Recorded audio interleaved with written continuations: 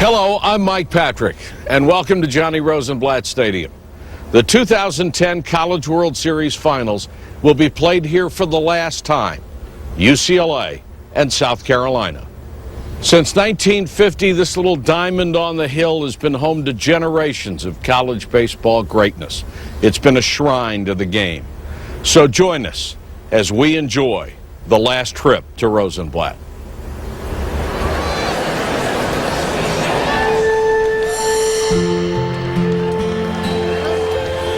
Is it the end or the beginning? Sadness or joy? Such a rare treat to enjoy something so special, so near and dear for so long. A museum and a cathedral, a beacon that has shined for 6 decades.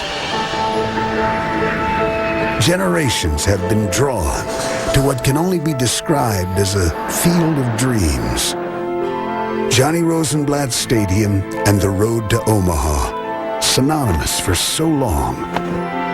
The good people of Omaha protect this shrine and all that it stands for, and they once again welcome us home. The city busts with pride, the stage set one last time. Sadness or joy? Let the celebration begin. UCLA and South Carolina arrive with the weight of a national championship heavy on their backs. UCLA's glorious haul is almost complete. One elusive trophy the missing piece. South Carolina's battles in the heat, wind, and rain have tested their heart. Now, can desire bring them their first national title? But for both schools, it's their shoulders that carry the weight of history. For tonight, they become the last men to shine in a place that has outshined them all for so long. The road once again rolls through Omaha, Nebraska, forever the home and haven of the College World Series. So much history of the College World Series at Rosenblatt Stadium, and only a best-of-3 series remains. But what a way to bring down the curtain. The last team to dogpile at the Blatt will be a first-time champion. Welcome to the College World Series, presented by Capital One. The championship series begins tonight. The number 6 national seed, UCLA, versus South Carolina, the runner-up in the 2002 finals. UCLA's bracket included the number 3 national seed, Florida and Florida State. The Bruins played TCU 3 times, beating them twice, including the decisive game on Saturday. In the other bracket, the top national seed, Arizona State, went 2-0. Oklahoma 1 strike away from eliminating South Carolina before the tables turned. The Gamecocks then had to beat in-state rival Clemson twice to reach the championship series. Good evening, everybody. Mike Patrick along with Robin Ventura and Oral Hershiser. It's great to have you with us from the College World Series. When we first got to Omaha this year, the people at UCLA said, listen, we've got some really good pitching, and they weren't kidding. They weren't kidding, and it is set up perfectly. Their Friday night ace, Garrett Cole, on the mound tonight. He already beat TCU, did some of the work to get here. The bulk of the work was done by Trevor Bauer, but Garrett Cole, coming out of high school, turned down the Yankees as a number 1 draft pick. Now has 2-time All Pac-10 teams under his belt, but in his holster, a 96-mile-an-hour fastball, a breaking ball he can throw for a strike, and a changeup. If it's on, it can be dominant. This guy was effectively wild in his first start, but if he's in the strike zone again tonight, wow, he's going to be outstanding. Well, the hitting star for South Carolina, in fact, the hitting star for the entire College World Series, has been Jackie Bradley Jr. Well, he's been fun to watch, a very exciting player, a 5-tool player for South Carolina, kind of been Mr. Everything for them. He's an exciting guy. Nobody goes to the concession stand when he's coming up to the plate. That's how fun he is to watch. Has 2 big hits going on early in this College World Series. First against Oklahoma, hits a solo solo home run to put them up. Then comes back later against Arizona State with a 3-run home run to left center, putting them in a big boost 8-run inning. Then comes back the biggest hit of the series for South Carolina, a base hit to tie up the game in the 12th inning against Oklahoma. Then comes home to score the winning run on Brady Thomas's single to win that game and get him in this situation. Ray Tanner has taken the Gamecocks to Omaha 4 times in his 14-year career, falling to Texas in the championship series in 2002. Will his team break through in its final visit to Rosenblatt? We're moments away from the first pitch. The showdown for college baseball's national championship begins.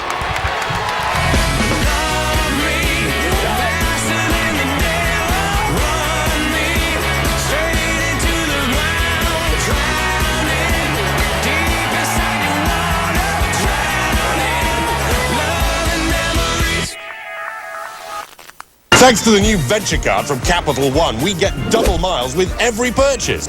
So we earned a tropical vacation in half the time. We earn double miles every time we use our card. Double miles add up fast, so we can bring the whole gang. Awesome! It's hard to beat double miles. Everyone knows 2 is better than 1. Get double miles with the new Venture card from Capital One, the official credit card of the NCAA. Go to CapitalOne.com. Hey, what's in your wallet? Wait up! It's 2010. Weren't we supposed to have time machines by now? I mean, if we at Coke Zero can give the world real Coke taste with 0 calories, why can't science give us an unlimited supply of do-overs? Man, you dance like a man. I dance like a man? What? No, wait. Too easy. We've bent the rules of taste. Physicist, isn't it time to bend time? Da, da, da, da, da. Who are you? Air Cab. I was in combat. Black Ops. Yakuza. They are the most dangerous killers in the world. We were chosen. But this is not their world. This planet is a game preserve, and we're the game. On July 9th, the hunters are the hunted. Predators. Rated R.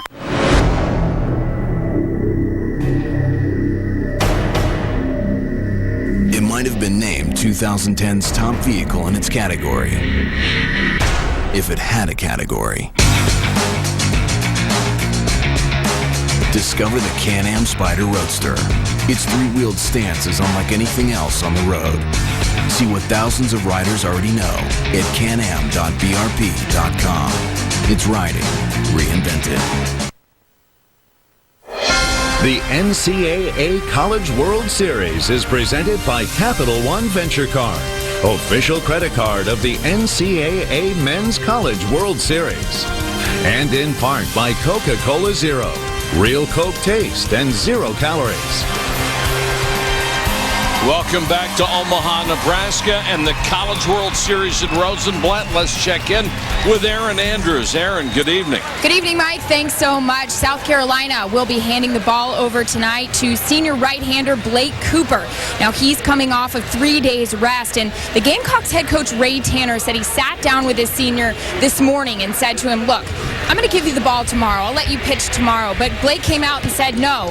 What's one more day going to matter? It's not. Let me go tonight. And a lot of Blake's teammates telling me today the biggest reason why he is able to go to tonight and they know he'll be successful is he dropped 15 pounds on his own in the offseason. A lot of these Gamecocks also telling me Blake brings a calmness when he's on the mound that makes all these guys just want to fight and sweat for him. Now for more on UCLA, let's send it over to Kyle.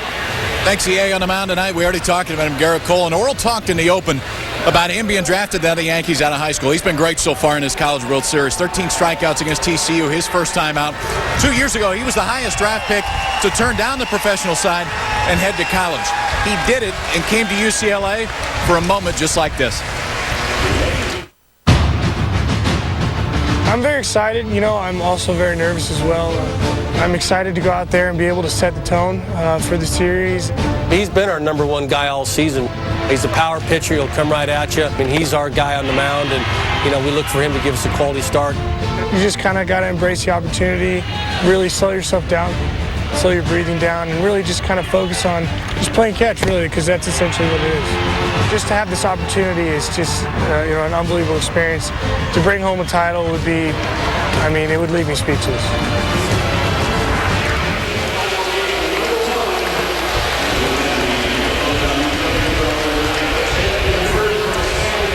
Cole with 151 strikeouts, and Oral, he is a power pitcher. He is. He's got a big, big arm, and they play small ball on offense, but I'll tell you what, on the mound, he's their Friday night ace. John Savage switched and flip-flopped once he got here to the College World Series, had Trevor Bauer go first because he liked the matchup, and it has worked out perfectly. They're number 1 and number 3 in the NCAA in strikeouts, but some more strikeouts here tonight. He might catch his teammate. Perfect night for baseball, and we'll take a look at the Capital One starting lineup for the Gamecocks of South Carolina, who committed 52-16. Evan Marzilli, who has been starting late in the year, plays left. Whit Merrifield in right. Jackie Bradley Jr. in center. Christian Walker, the cleanup man.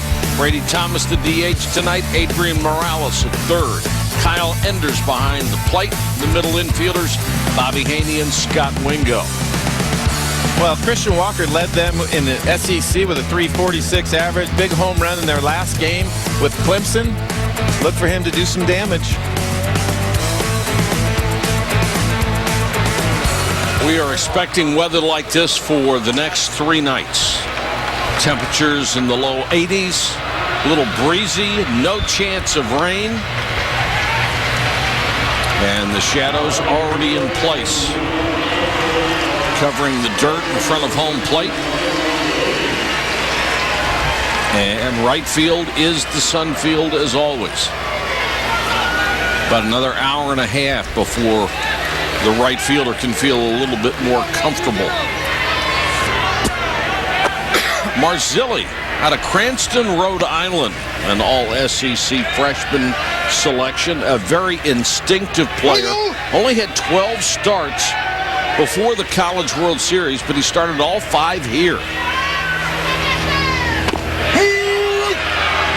And Garrett Cole pours the fastball in on the first pitch. And Marzilli was a defensive replacement most of the year as a true freshman, but gained some experience throughout the year and has great tools for a leadoff hitter, and they slotted him in there.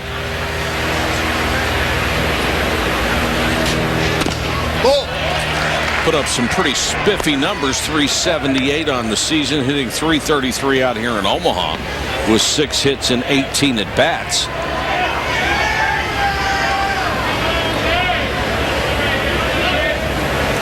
There's what he's looking at with the ball coming out of the sun into the shadows. Yeah, and that's just tough. I mean, you start out this game going against a power pitcher, and you got that shadow right out in front. You don't want to be the first hitter. You want to bat about 8th or 9th on a situation like today.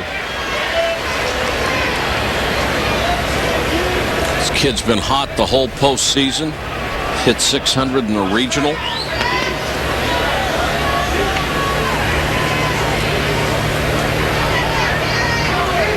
Down in the count 1-2 to Garrett Cole. Check swing right back to the mound. Cole will underhand to first for the first out of the inning. UCLA outside of the top 50 in defense this year, but these guys have played well out here. Jello LaChamorro and Joe Finazzo. Around the infield, they'd had to make changes because of an injury. SB Gallego, Regis, and Uribe from left to right, and Rodriguez has played very well out here behind the plate. Whit Merrifield stands in with a .325 average on the season. He was nearly taken out of the College World Series in a collision in right field the other night where he bloodied his nose, the inside of his mouth, and he just basically got run over. I've never seen a collision, any greater than that. I mean, there's been a lot of great ones, but that was one of those ones that it wasn't a graze. It was a full-on, head-on collision. He was certainly got the short end of the stick. Yeah, and it's just a pop-up that goes, out into right field, and the wind was carrying the ball from the right field foul line back in, so the second baseman can't hear him when they go out. And he got a forearm and an elbow right in the chops and was down for quite a while.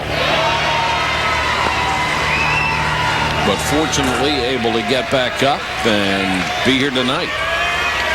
Hitting .304 here in Omaha. As a right-handed hitter, he was the leadoff hitter before they slotted in Marzilli, and he's been right in there, an integral part of this offense all year. At the top of the order, the first slot most of the time, but now in the number 2 hole, and they like his bat there. His dad, Bill, was an All-American at Wake Forest, and Wake Forest, the only ACC team that has ever won a College World Series championship. That ball's popped into foul territory. Uribe takes care of it. His mom, Kissy, also played tennis at Wake Forest, so he's got great bloodlines. There's Kissy.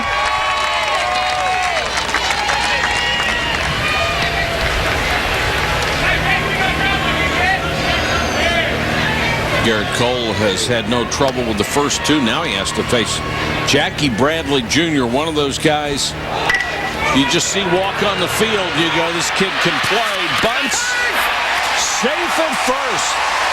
Nice play by Espy at third, came racing in, made the throw, but Jackie Bradley Jr. beat it out. Well, this is just one of those plays. If you're a third baseman, you're playing back because you're figuring he's going to swing the bat the way the ball carries here, and this is just a nice bunt. You're just trying to get on base, put your head down and go as soon as you get it on the ground. He is really not that fast unless you put him on a baseball field. He has game speed. If you're thinking about speed and a 2-out bunt and why with his power he did that, he swiped 7 this year in 10 attempts. The thing that we have seen at this time of day with pickoffs is the sun and the first baseman and throwing the ball over there. As a pitcher, you need to keep the ball down. And make sure you don't throw it really hard either. Yeah, that was the first one. He threw it down and hard. When I played first base in situations like this, I want something I can see. Now the power-hitting Christian Walker takes one downstairs. 9 home runs, 51 RBIs. Had the game-winning home run against Coastal Carolina in the Super Regional. And highly recruited as a hitter.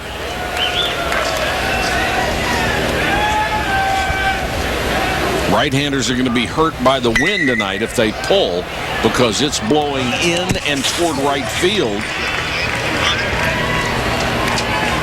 as opposed to a couple of days ago where we had a 15-mile-an-hour wind going straight out to left. Well, wind's a big factor here, and it can, affect balls that, we talk about the home runs being effective, but really just defensively. I mean, there were some plays early on, balls in the infield that get blown around. So it's a big effect here. You always have to be checking those flags.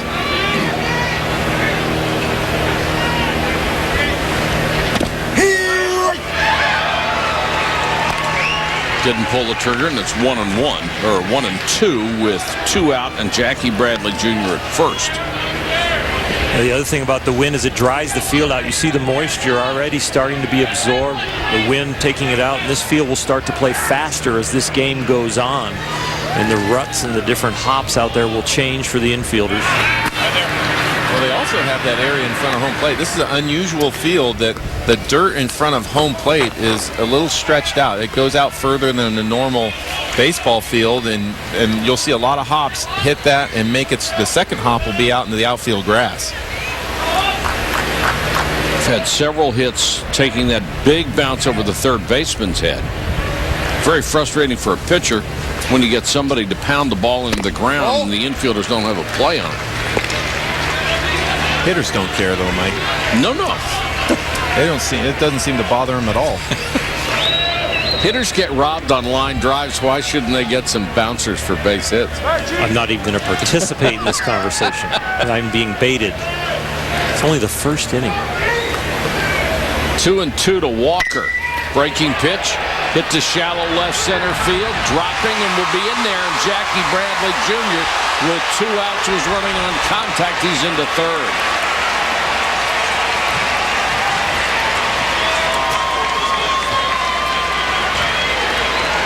Well, with the conditions that we have today, this ball gets hit off of the end of the bat and doesn't carry very far out into the outfield. Now, normally these hitters or these outfielders play deep. You can see right there it's hit off the end of the bat, but the wind's blowing straight in. He gets fooled. It's tough to see with those shadows, but that ball falls in just in front of the outfielders, and Jelic comes in and kind of overruns it a little bit. And luckily for them, Jackie Bradley didn't score.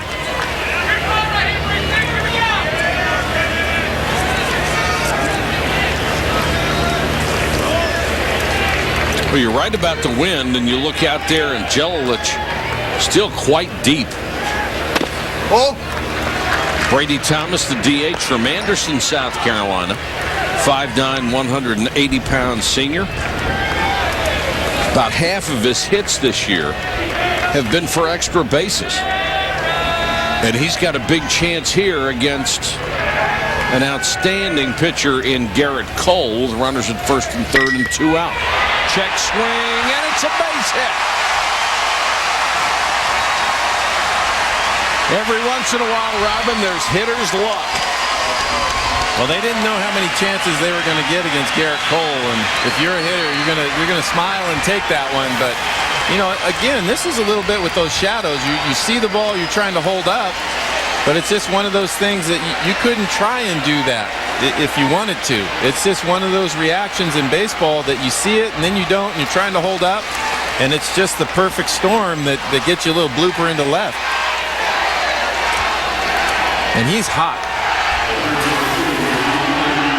It does go down as a 1-for-1 against Garrett Cole, though. Sure does. And the thing, Garrett Cole, you know, he can evaluate himself in the pitches because what he's giving up hits on are balls that are up. It was an easy ball for Jackie Bradley Jr. to bunt. It was an up fastball. The ball that was hit to center field was an up pitch, and then this ball's up. I know it's a check swing, but if you get the ball down and it's hit weakly, it's a weak ground ball. If you get the ball up, you give the hitter that extra little edge of being able to hit it weakly and get a hit. Adrian Morales, who started his career at Miami-Dade Community College, moved on to South Carolina. And in this tournament, he was the regional MVP, homered in all 3 games and hit .500 there, even though he's hitting only .281 on the season. The best thing about Adrian Morales is he thinks he's the best player on the field. He is very assured of himself, even though he doesn't have the most ability, maybe not even close to 50% of the ability of the other players, but he works really, really hard, and he's very, very positive and aggressive. Well, sometimes that's better than... Oh, for sure. Better than having talent. Give me those guys who'll run through a wall. Yeah, absolutely. He has driven in 56 this season and hit 9 home runs.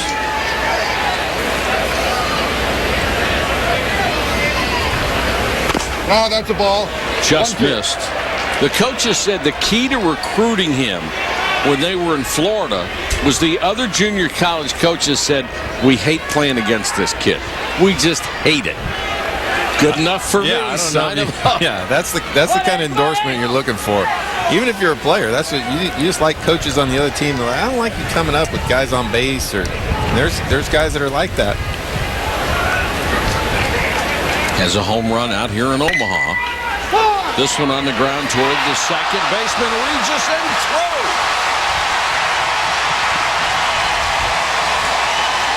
UCLA's got to be wondering right now what else can go wrong here in the first inning.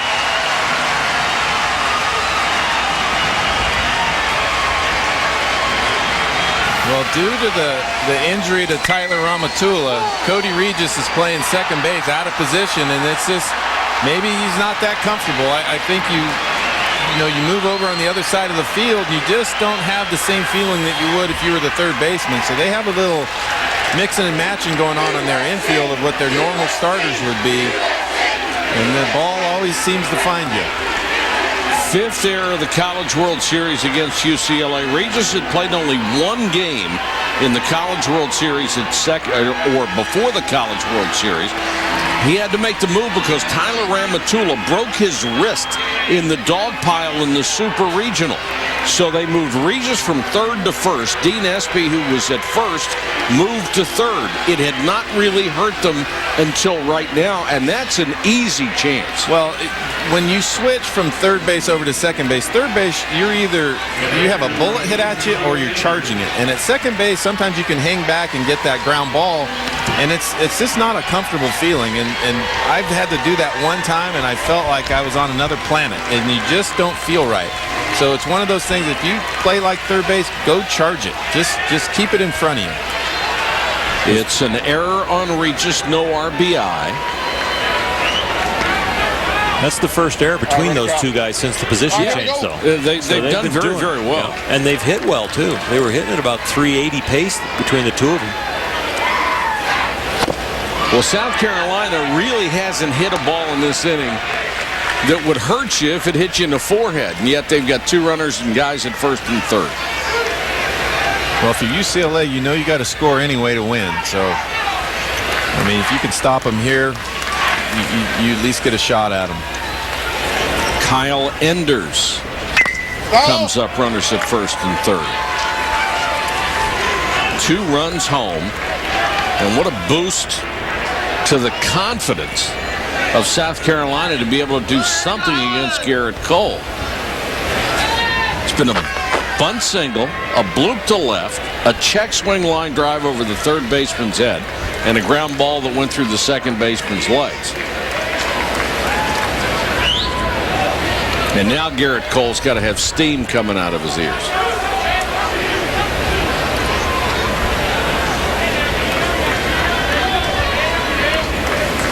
Last year as a freshman, big innings hurt Garrett Cole.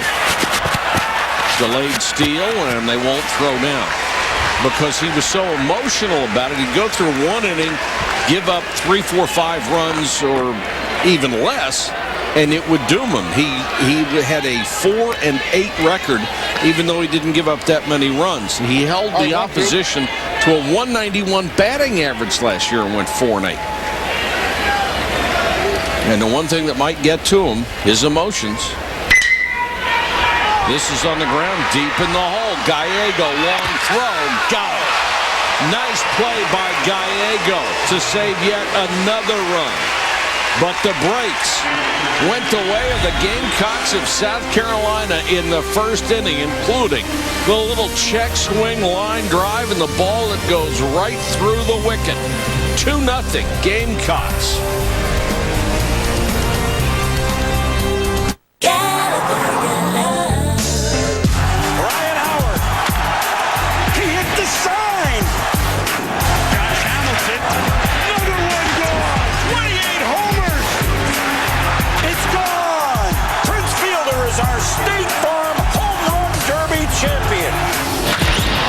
Baseball's biggest bats put on a show. Live from Angel Stadium of Anaheim, the 2010 State Farm Home Run Derby, Monday, July 12th at 8 on ESPN. Quarters, all tires are priced on the rim and out the door with free mounting, balancing, valve stems, and more with our 200% price and ride guarantee. And now at Tread Quarters, buy 3 Goodyear Integrity tires and get the 4th tire free. No catch, no gimmicks, no rebates. Oil changes with free tire rotation are just $19.99. Shop tires, print coupons, and make appointments online at tqtire.com. Nobody beats our total price. Nobody beats Tread Quarters. Wake up your whiskers with Electric Shave. Electric Shave! Stands up whiskers for an up to 52% closer shave. Man, that was close. Electric Shave. Blade close. Electric smooth. Last appointment, my dermatologist said lotion with sunscreen all over. Introducing Gold Bond Ultimate Protection Body Lotion. Moisturizers, vitamins, plus sunscreen. Soft and safe every day. New Gold Bond Ultimate Protection. This stuff really works. South Carolina with a quick advantage on UCLA as we start the best of 3 finals in the College World Series. And it's 2-0 as we go to the bottom of the first. And let's take a look at the starting lineups presented by Capital One. And if you've been with us for any of the UCLA games, a familiar starting arrangement. Amaral, Gallego at shortstop, then Regis, Dunlap, the cleanup hitter, the DH, Jelilich in left, Dean Espy at third, Uribe is the first baseman. Chris Giovinazzo in right. And Steve Rodriguez-Horrell is behind the plate. And if you're going to have offense, you got to get it going at the top. You see that Bo Amaral, 467. His on-base percentage is 579. He of big league pedigree. His dad, Rich, played in the big leagues for about 10 years. And they will face Blake Cooper. What about him? Well, he's their big guy. I mean, he's pitched all the big games for these guys on Friday night, so it's no, new thing for him to come into this game going up against Garrett Cole. A really good two-seam fastball, and for a college pitcher, he loves to pitch inside, and that is unusual, but he does command the inside part of the plate for a pitcher, which is great to see. He's going on 3 days rest, basically at his own insistence. This will be the 20th game he has started this year. 129 innings, only given up 108 hits, and you always like to see that. Less hits than innings pitched. Misses outside to Bo Amaral, who stands in at 467 in the College World Series, 360 overall.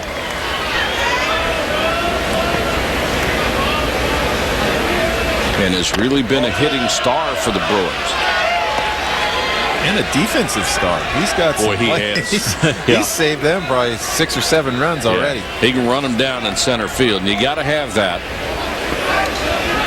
If you don't have a star shortstop and a star center fielder and a star catcher, you're usually not going to win out here, even if you have the pitching. You got to have those elements.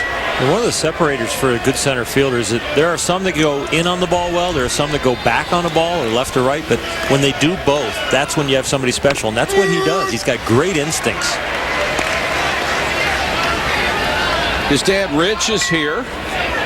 Had a chance to talk to him earlier in the week, and like any dad, he's just terribly proud of his son's accomplishments. Yeah, that's Mike Gallego next to him. They got them both out here. Mike got a day off. Third base coach for the Oakland A's. Yeah. Hopefully there's some guys that score. Hopefully they score a lot tonight so they don't blame it on him. Chopper hit to the second baseman. The Wingo way back on the grass. Bad throw.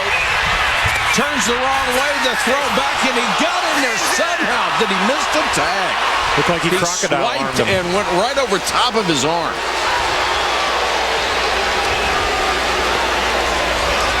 Wingo just kept backing up and made it a harder and harder throw until he didn't throw it well.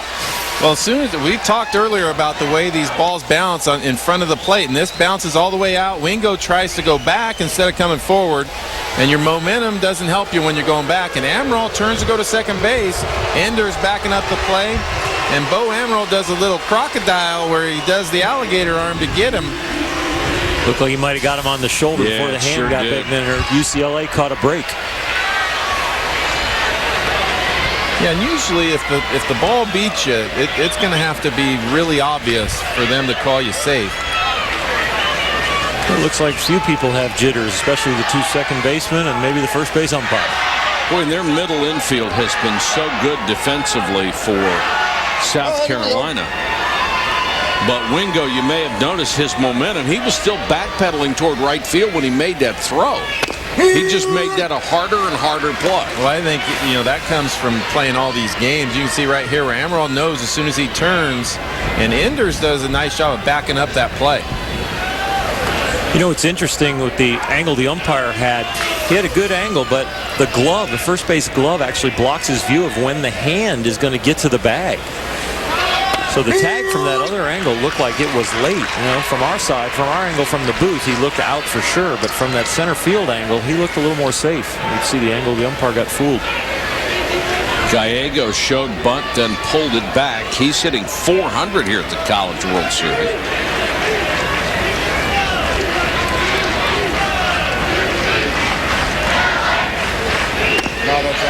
Takes that one outside. Well, it's the start of the championship series. Best 2 out of 3 for a national championship, so you can understand if the nerves are jangling a little bit.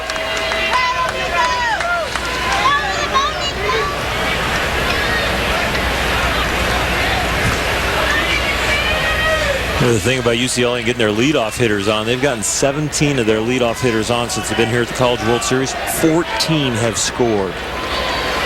That's efficiency. 2 balls, 2 strikes to Gallego. Man at first, nobody out. Facing Blake Cooper, who is starting his 3rd game here in Omaha.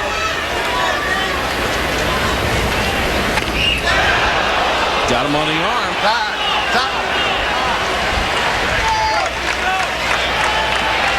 And now they're going to call Gallego back.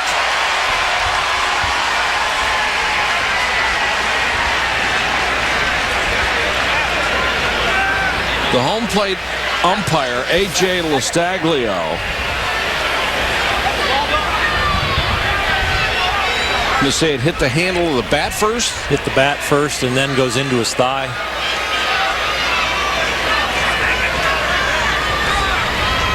Well, they also wear that elbow protector, and sometimes that can make it sound like it's off the bat. Oh, you're right. I think you might be right, Robbie. He's got that coming out from underneath his sleeve right there. A little elbow protector. Well, it's either that or the umpire ruled that he leaned into it. You can't do that. You don't have to get out of the way, but you can't lean in. And one thing you'll notice with West Coast baseball teams is they will not get out of the way. No. And in the game the other night with Clemson, they would get out of the way. And there's probably 7 of those guys that would be on base if they had been playing UCLA in that same game. 2-2, hanging breaking ball, and he couldn't get it.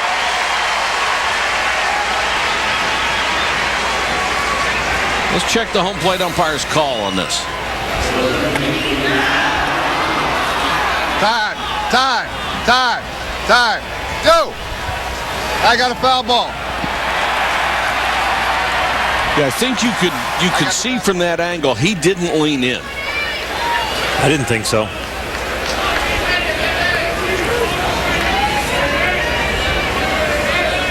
And Gallego fessed up, said, yep, it did. Hit the bat first.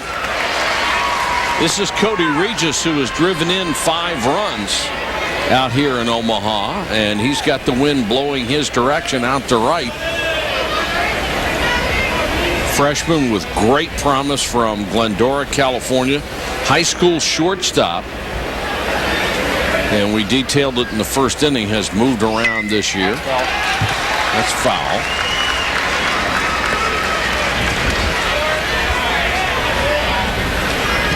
.375 out here, .322 for the season, and 9 home runs.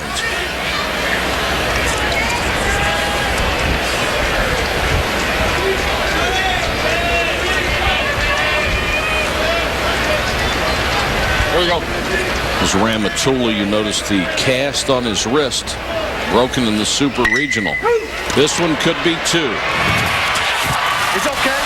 Bad throw, but the runner will not advance. Well, a little shaky right now for everybody out there. Regis reaches on a fielder's choice. But they're 13th in the country in defense. And right now they don't look like it. Marzilli, Jackie Bradley Jr., who can fly with a ball over his head. Haney and Wingo have been terrific throughout the regular season and the playoffs. And there's Enders behind the plate. But Wingo has made 2 mistakes here in the first inning.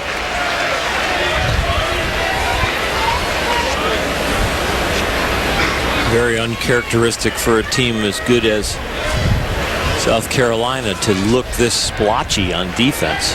It's all coming out of one position, though. Dunlap trying to bunt his way on, the 5th-year senior. The DH tonight for Mission Viejo.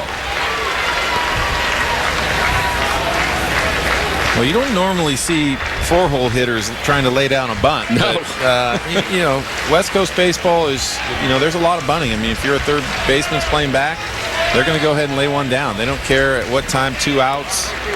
You already got a strike on you. They're just trying to get runners on. And Adrian Morales stays well behind the bag at third.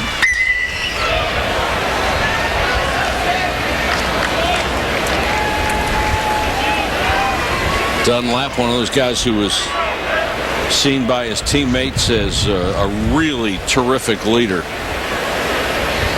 Was a late draft choice of the Baltimore Orioles in the 43rd round.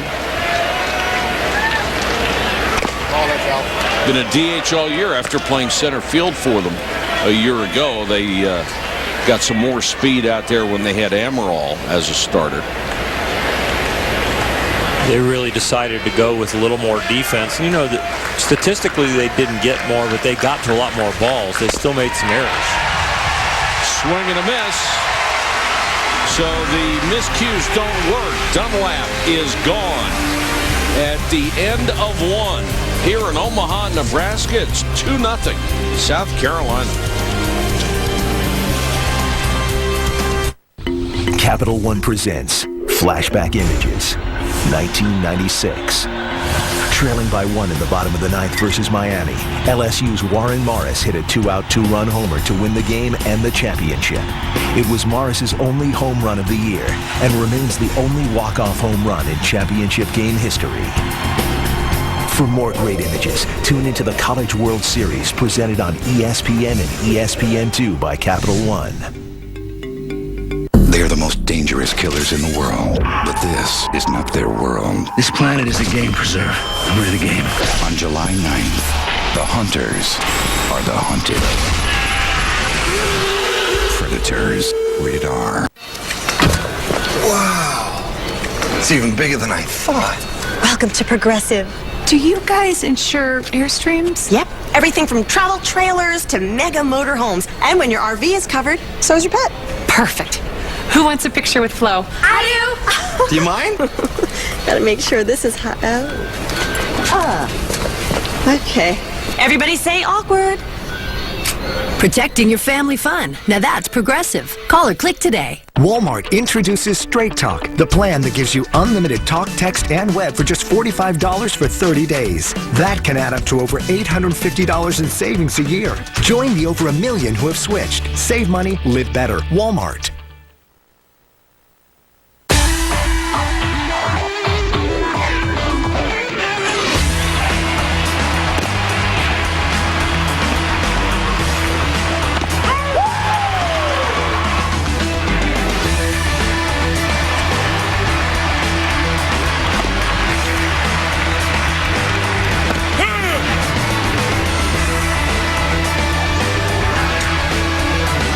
UCLA got here with incredible pitching. The big three have really shown strong out here.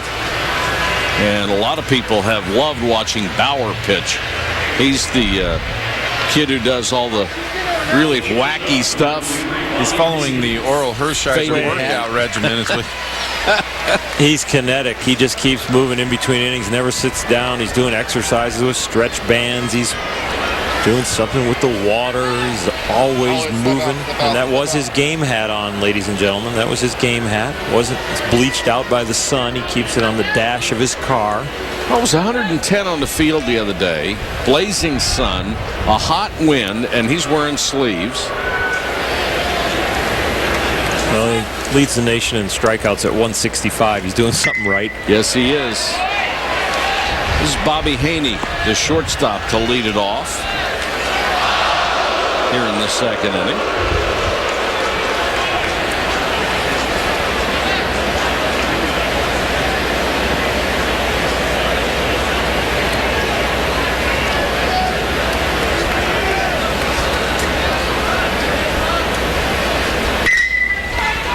On the ground to the shortstop, Gallego. Across to first, one gone. We are in Omaha, Nebraska the last series to be played at Rosenblatt Stadium. And we are delighted you could join us on a beautiful night in Omaha to see who is going to win the championship series. Certainly it will be a first-time winner. Neither one of these clubs has a college baseball championship trophy. One will before the end of Wednesday night. Now Scott Wingo, the second baseman, another left-hand hitter, down the left field line, twisting and the diving try by Jelilich. He can't come up with it. Wingo around second, on his way to third, and he's in there with a triple.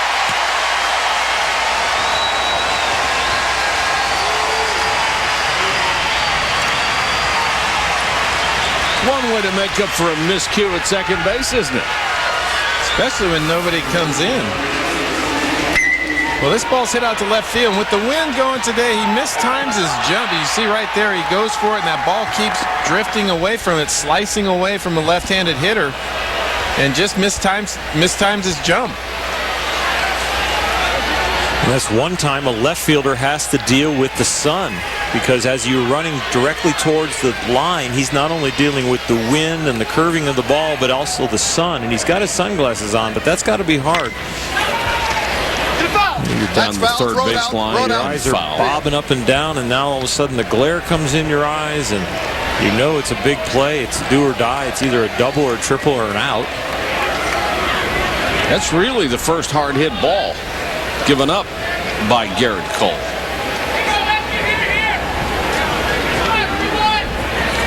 And Wingo, who's only a .250 hitter and was hitting .077 out here in Omaha, is delighted to have a triple. They are back on the infield. They will give up the run for the out if Marzilli can put it in play. Very surprising for me that they're playing the infield back, because when you have a high-quality pitcher on the mound that gives up a lot of weak outs because of his breaking ball and his fastball, and you are confident if you give up a hit with him with one out on a man on first that he can pitch out of that jam. So I would play the infield in. Evans in the dirt. Good block by Rodriguez. Well, like Two Mike balls said, and a strike. Like Mike said earlier, they haven't really hit a ball hard. No. So, I think looking into that, you're also, bringing your infield in because nothing's really been hit hard. As John Savage, collegebaseballinsider.com named him the National Coach of the Year today. So what are we talking about? He's probably just saying, you know what, Garrett Cole's going to strike him out anyway, so I can put him wherever I want. And that shows the confidence in his offense that he thinks, we got a long way to go, and Garrett's going to give me 6 or 7. Maybe he gives up 3 or 4, but when they score 5 or more, they are 46-0. 2-2 to Marzilli, 1 out. Just got a piece to stay alive. That swing right there said, "Get out of my kitchen." There's fastball in on the hands. It's not as bad with an aluminum bat in your hand. No, you don't get those bees. You just get to step right back in there and swing again. No, they're just flies. Just flies. Just flies. Aluminum bats, you get flies. Wood bats, you get bees. And that's through into right field for a base hit. Marzilli comes through with an RBI single. 3-0 South Carolina. Infield in or back. That's a base hit. That's well hit right there in the hole. Low end breaking ball to a left-handed hitter. Does a sweet swing. Just drops the head on it. Pulls it right in that hole. Get a little benefit of the doubt. The first baseman was kind of in on the corners. Got it by him quick. Well, again, he threw that fastball inside, and he got to it. He fouled it off and got it out of there. And then Cole comes right back trying to get him lunging and miss on a breaking pitch, and he stays on it. That's 5 hits and 3 runs off of Garrett Cole so far. Coming into this game, 116 innings pitched and 151 strikeouts. He has not fanned anybody in this ball game yet. He has proven to be no mystery to the South Carolina Gamecocks, although they were very fortunate to have so many guys reach base in the first inning. I don't know if he's been not a mystery to the Gamecocks or not a mystery to an aluminum bat. That could be too. Jam shot that kind of bloops in to right. Another one that's kind of off the end that fools the outfielder that maybe could have caught just running through the ball. Last two were hit pretty well, though. Nice solid ground ball right there, yeah. Marzilli's going on a hit and run, fouled into the seats and right. Marzilli 8 steals in 8 tries this year. Merrifield Sr. ACC Player of the Year at Wake Forest. Come on, Whit. Swing it. Come on. Here we go. From our former colleague Billy Packer's hometown of Advance, North Carolina.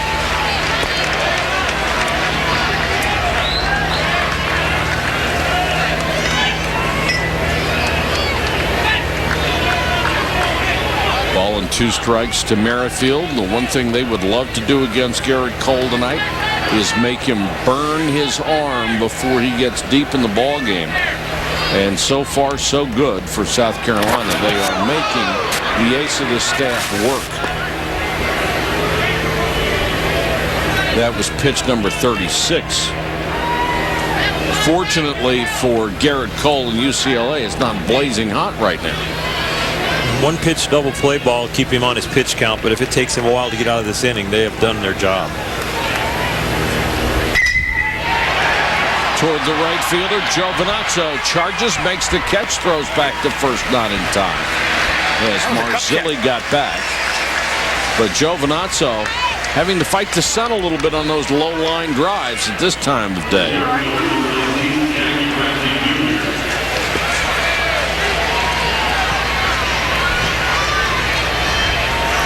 Well, if you saw the early game, Garrett Cole against TCU, 8 innings, 3 runs, fan 13. Really, he was dominant in that game. Tonight, not so much.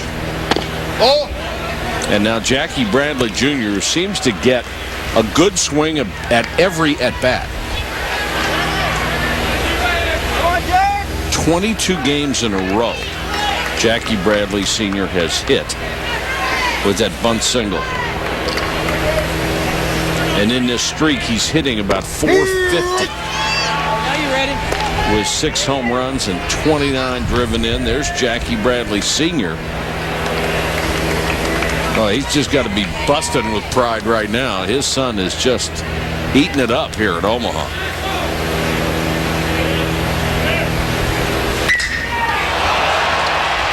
Bomb to dead center field, but it'll stay in the park. Amaral retreats and makes the catch.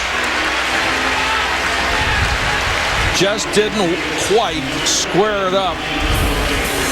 Dad thought it had a chance, but it died short of the warning track. But another run home for South Carolina.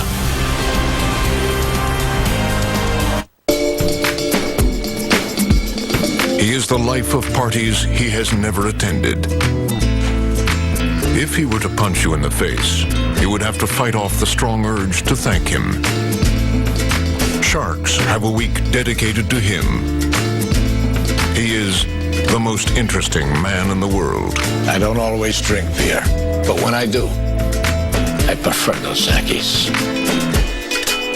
Stay thirsty, my friends. Hot Tub Time Machine Unrated is too hot for the big screen. Oh, tomorrow, grab a hot piece of bass. Wow! I feel pregnant. Hot Tub Time Machine Unrated on Blu-ray and DVD tomorrow.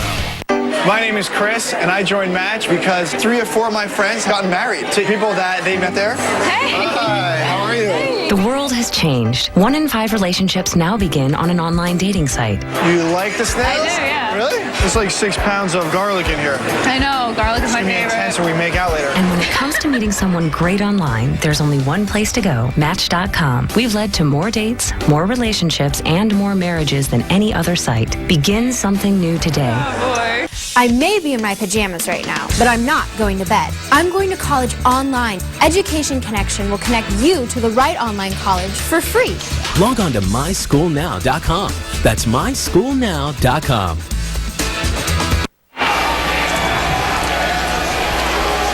The early advantage belonging to the Gamecocks of South Carolina. 3 runs, 5 hits, and an error. UCLA, no hit.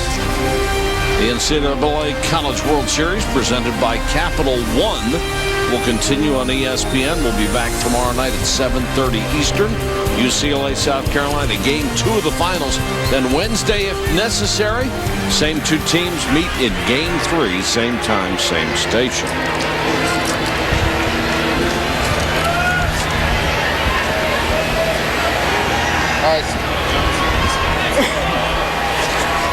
Jelilich leads it off in the bottom of the second against Blake Cooper, who struck out 2 in the first inning and drops a breaking pitch in there for a called strike against Jelilich. Freshman out of Laverne, California, drafted out of high school by the Phillies. Chose to take in the college experience instead. No, that's up.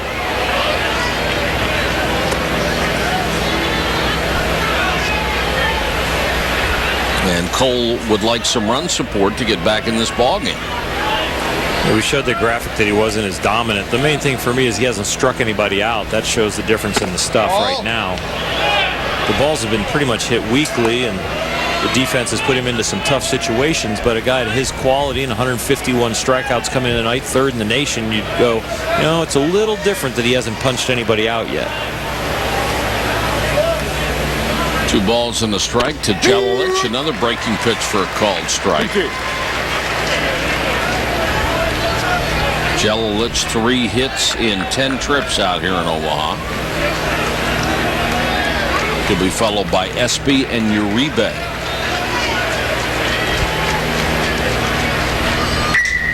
All in here, I got you, pal. There you go.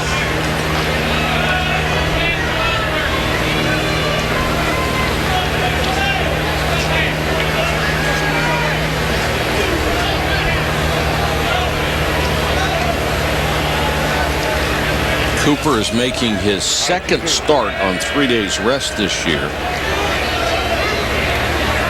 Really worked hard on his conditioning.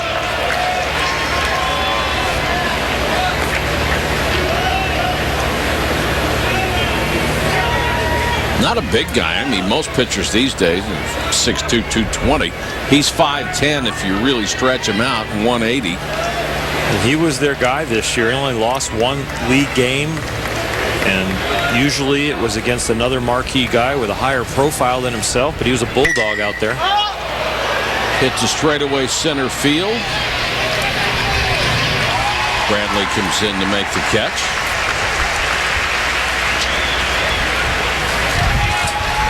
Well, you guys have faced pressure your entire careers. You've played in so many big games. What are these kids feeling right now? It's the start of a best-of-3 series. Well, I can see, they're a little nervous by the start of this game. You see a couple errors and just some mental mistakes of, diving for balls you might not be able to get to. But, they're nervous, and it takes a couple innings to be able to just get through it and calm yourself down. Yeah, you get into that over-trying state of mind. So you either deal with it by nervous and tentative or nervous and going too far with it, and we've seen a little of that. Espy 0-2 quickly. Espy, if you want to see nerves, or I don't know if it's nerves or just you're not paying attention, left his jersey back at the hotel, and they weren't sure they'd be able to get it back here quickly enough, but he had number 36 out just in case. But back to his familiar number 14, and lines on a hop to first baseman Christian Walker.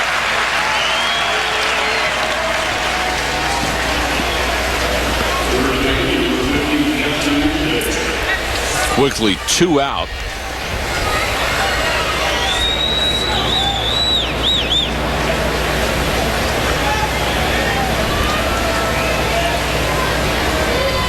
And And this is Justin Uribe, the senior from Santa Ana. And he chops one toward the second baseman. Wingo underhand. Quick inning for Blake Cooper and South Carolina. End of 2, 3-0 Gamecocks.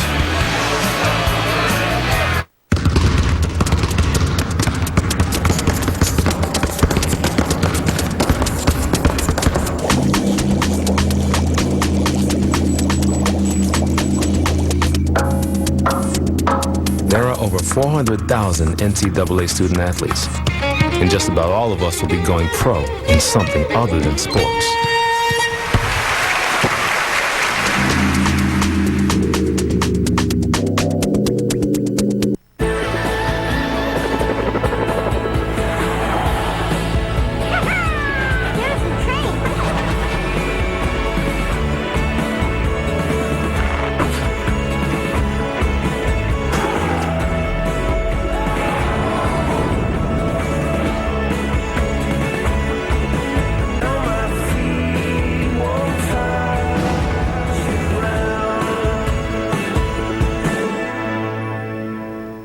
Trust your Charleston area hometown heroes at Speedy Oil Change and Tune-Up for all your automotive needs. Like Jeff Castle and Herschel Castle in Somerville. And Bonnie Havarda and Truey Timmons, Highway 17, Mount Pleasant. Stephen, Steve, and Lucretia Wolf in James Island, Spartanburg, and Anderson. Speedy, your one-stop automotive shop. Like Mario and Sarah Fran in North Charleston. And Matt and Deborah Hardy on Savannah Highway. At Speedy, we fix it right away. South Carolina leading UCLA right now 3-0, and one of their biggest fans, 7-year-old Baylor Teal. He taught this team the true meaning of survival. 2 years ago, he was diagnosed with cancer, but more importantly, 2 years ago, he became a huge part of this Gamecocks team. He became friends with the coaching staff, several of the players, and also threw out a first pitch in March. Tragically, as USC made their way to the College World Series, though, little Baylor's health took a turn for the worse.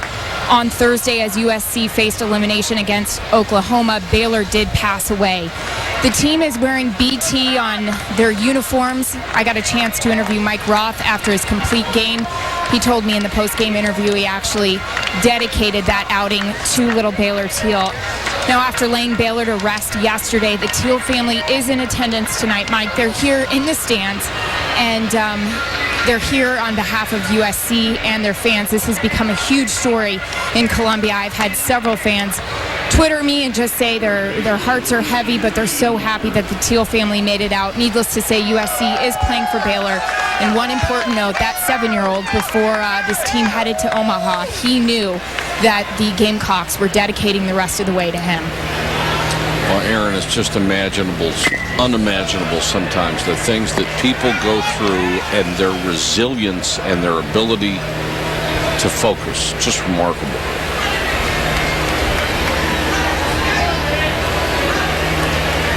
This is Christian Walker, who will lead it off in the third. Walker, Thomas, and Morales.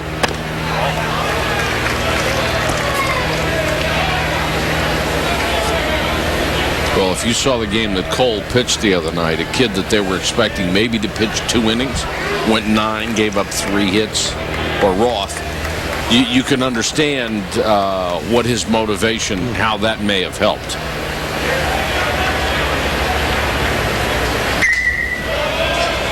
That was one of those games for the ages. I mean, it was like an instant classic, the way he came out and did that out of the bullpen.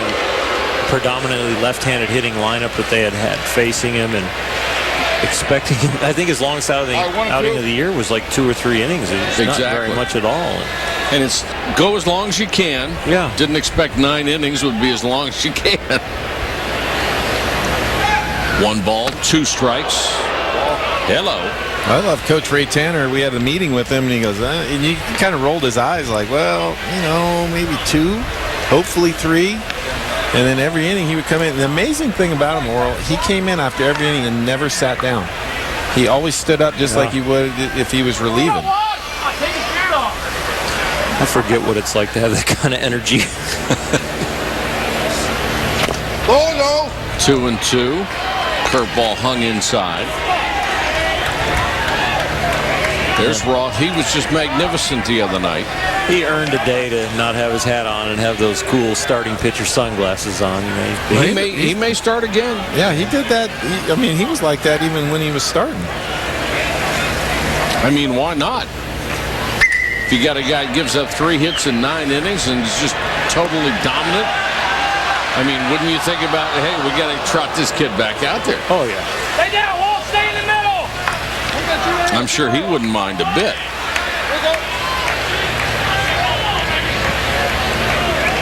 We are in the South Carolina third. The Gamecocks already on top 3-0. This is Walker leading it off. 3-2 against Garrett Cole. Jammed him. And under the first baseman's glove, and he'll be safe.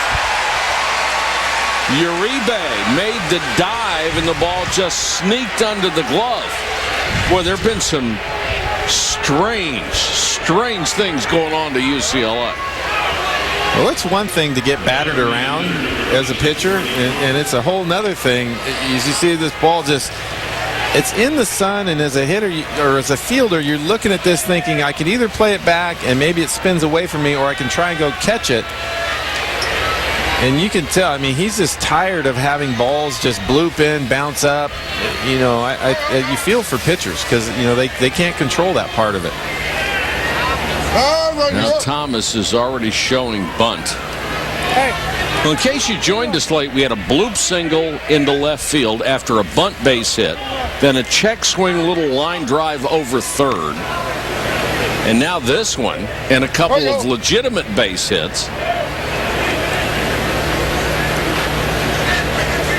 Also had an error at second base. They haven't exactly been crushing balls on one hop off the wall, and Garrett Cole still finds himself in the 3-0 hole. And they've made him work a lot already. 48 pitches with nobody out here in the third. Well, that's the good news if you're South Carolina, is you're continuing to make him throw pitches, get guys on base. Thomas fouls this one out of play. He singled his last time up on that check swing.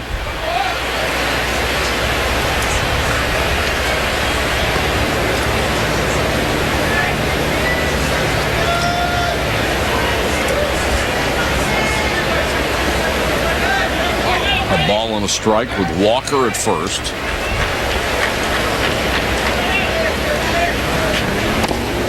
Fastball inside. Game always has a way of humbling you, especially one side or the other, offense or defense. But the big leagues, they play 162 games, and every team wins or loses 60 games. They have to lose 60 games, because the game makes you lose 60 games. I don't care if you put the same ability out there or better ability on one side. The game will find a way of balancing it out. You just got to keep doing the right thing day in and day out. You seem to be so mentally tough as a pitcher that a situation like this, you could shake it off. Am I correct? Well, you might shake it off what you see on the exterior. But inside, you are looking to take those things that are going to happen because this is the game you're playing and have them motivate you. So you got to pre-play the frustration and say, how am I going to react to it? Because if you wait to react to it in the natural circumstances, it's going to eat you alive and it's going to distract you. Well, I also think you can't, as a player, he can't control that stuff. And, as Oral's saying, but you got to make sure he's not going to try and go out there and try and strike everybody out and do something that he normally doesn't do. Pitch your game, but don't now look at it like, I don't want any more bloopers, so I'm just going to try and strike everybody out.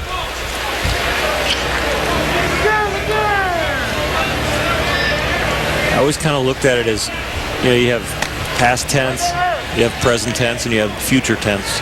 Well, I always looked at it as future perfect tense. And I always thought about the future could be perfect. No matter what happened in the past, the future could be perfect. It's just my job to go out there and execute. Like I said, you were mentally tough enough and disciplined enough to do that. I'm not sure there are a lot of people that fall into that category. But it was a learned trait. It wasn't something that I did.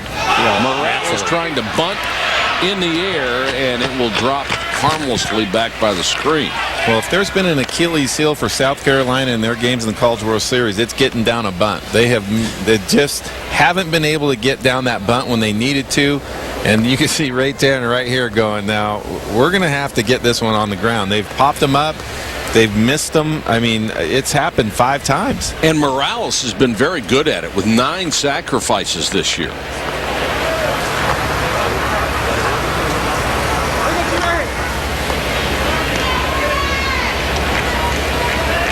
But if Garrett Cole or his defense or fate gives you an opportunity, you better take advantage of it. And if you've got 2 runners on with nobody out, if you can sacrifice them over, you better get it done.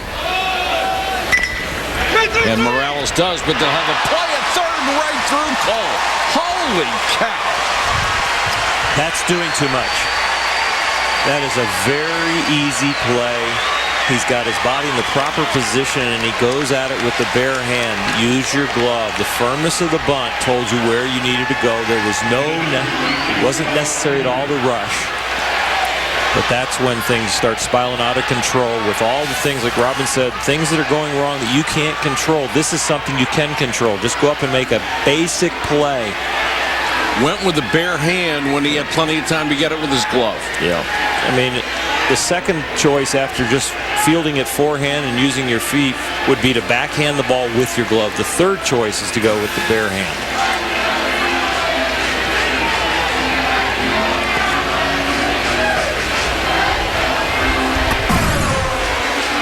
Well, it's been a house of horrors.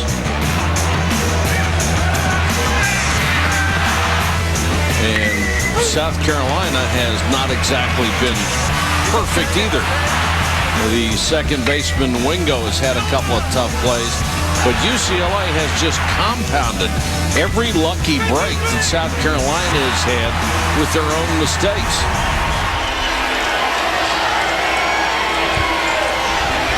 But it's pretty tough to look at Cole and say, hey, we got to get him out of there because he's not being hit. No, and he's the kind of guy that can strike himself out as far as getting out of this jam. 151 strikeouts, 3rd in the country as far as the NCAA. He's got a teammate that's #1, so this is the arm on your team. If you're UCLA, they can pitch you out of this jam. Last play was a fielder's choice and an error on Cole. And now Enders, who grounded out to short, is up with the bases loaded. Yes! Checked his swing, but it's in there for a called strike.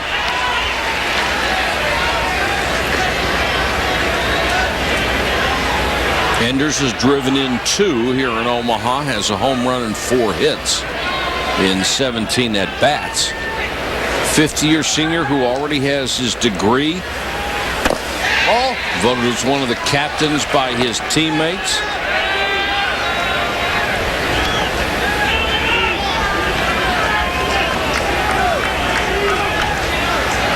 And a chance to go out in style for a 5th-year senior.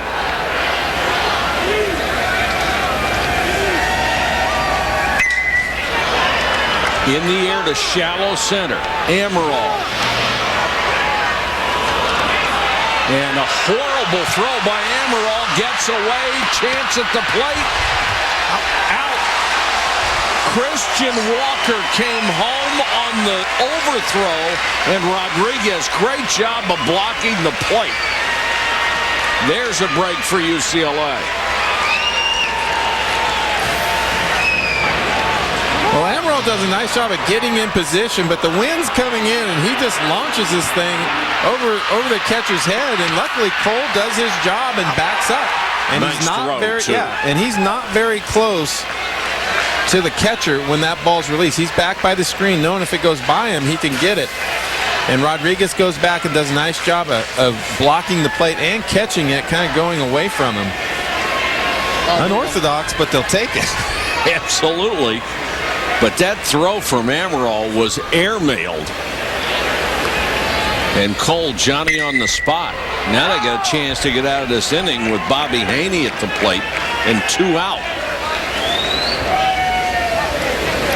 The team that UCLA beat, TCU, they had plays like that. They had overthrows on purpose that made it look like enticed the runner to move forward. That one wasn't on purpose. No, that wasn't on purpose.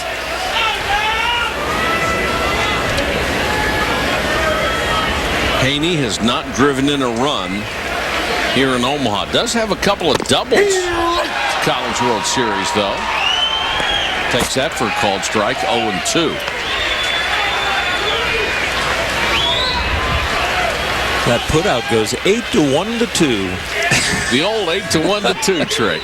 All right, 0-2.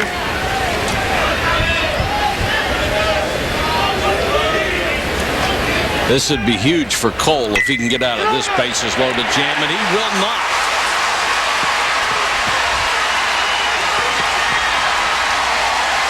Two runs will score.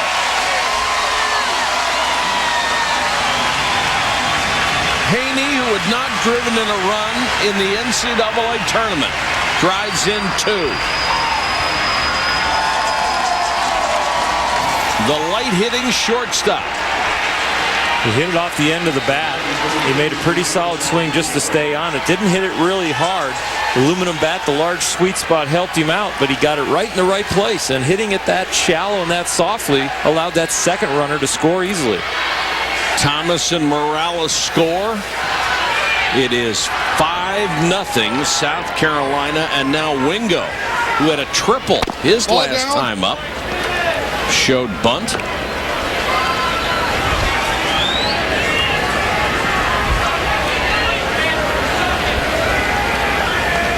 It really is a nightmare for UCLA, just the way things have gone so far. And this is why you're glad it's a 3-game series, and you're glad it's early in this first game. Early, absolutely. Well, it's a nightmare, and Garrett Cole is trying to wake up from it. Now Cooper, the inning has gone so long, the starter for South Carolina, he's going to go down and keep his arm loose. That's a good problem to have for a starter. We're scoring so many runs and have so many base runners that I don't want to get stiff. On the ground. Regis will throw him out. But the damage is done. Two more home. And the Gamecocks have made it 5-0 in the third. Capital One is the official credit card of the NCAA Men's College World Series, where the team with the most offensive weapons will prevail. What's in your wallet? Who are you? Air Cav. No, I was in combat. Black Ops. Yakuza. They have collected the most dangerous killers on Earth. We were chosen. And brought them to their world. This planet is a game preserve. We're the game. On July 9th, the hunters are the hunted. Predators. Rated R. I think there are plans for these rally cars to go tearing through downtown Los Angeles. I rented it out. The pedestrian response is just a guesstimate. X Games 16 starts July 29th on ESPN. Today's story from the Ford Model Year-End Sales Event. Roger's Workday. 9 to 5? Try 5 to 9 every day. That's why Roger needs the Ford F-150. It's the only truck that can keep up with him. Best-in-class towing and payload, and now best-in-class residual value. Of course, Roger would never sell his F-150, even if he had the time. Hurry in now and get a built Ford Tough F-150 with 0% financing for 60 months. Remember Roger and that F-150? Yeah, they're gone. Welcome to Rosenblatt Stadium and to Omaha. I've always been in love with baseball, even as a 2, 3, 4, 5-year-older. When the event came to town, my mother said, there's going to be a College World Series here, and I know you like baseball, and so we ought to go out and see that. I think the evolution has been the exciting thing. It's spectacular now. Where else would you want to be that week? I've turned down trips to Paris. I've turned down trips to Buenos Aires because I want to be here that week.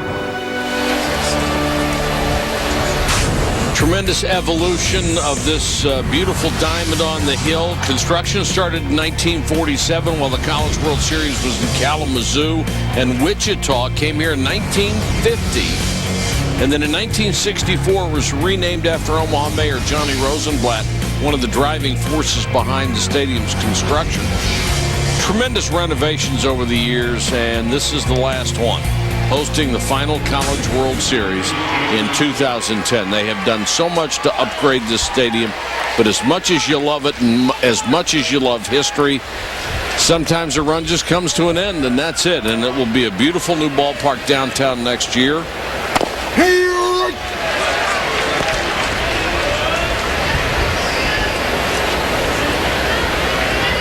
And Giovinazzo will lead it off for UCLA, and the Bruins have to avoid that, well, let's sit in the dugout and feel sorry for ourselves. They've got to come out and do something about it. Wingo, the second baseman, throws out Giovinazzo.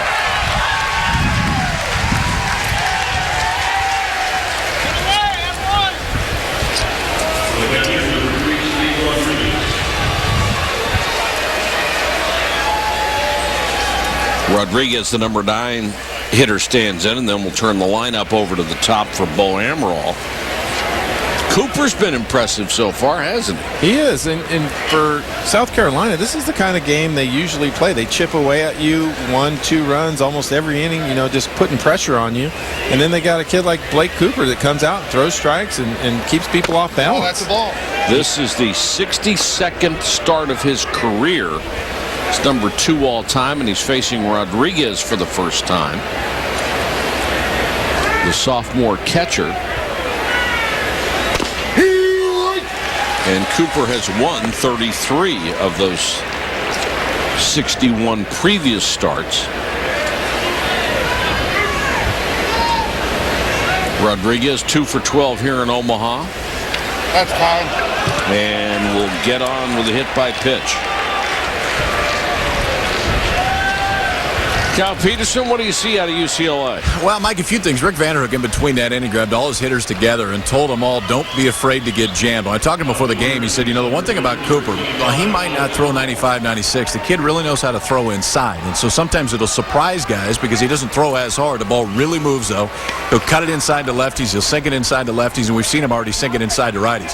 He told his hitters, don't be afraid to get jammed. John Savage looked at me and said, I'm going to go tell Cole to keep doing the same thing he's doing right now. My fear is that he tries to change something, but really he's throwing the ball all right. Well, he sure is. He's certainly not getting any breaks on anything he throws, and this is Amaral.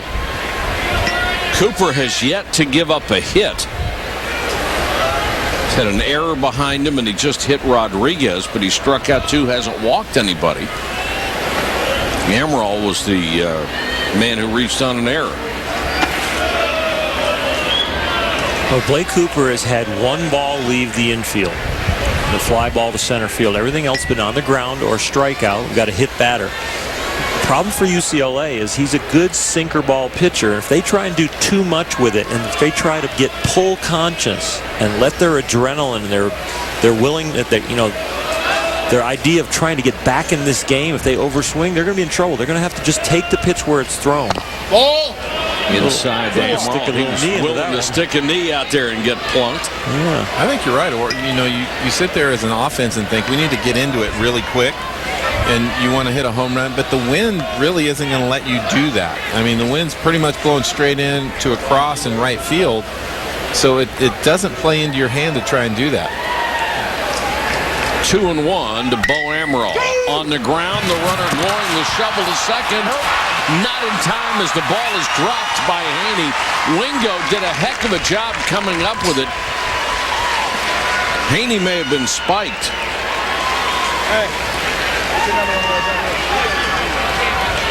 Well, you're trying to be aggressive if you fall behind. You don't want to just sit back and not do anything. So they got a bit of a hit and run going on here, and a ground ball. A nice job of catching it, but really just get one out at a time. You don't have to make the spectacular play. You don't have to turn a double play.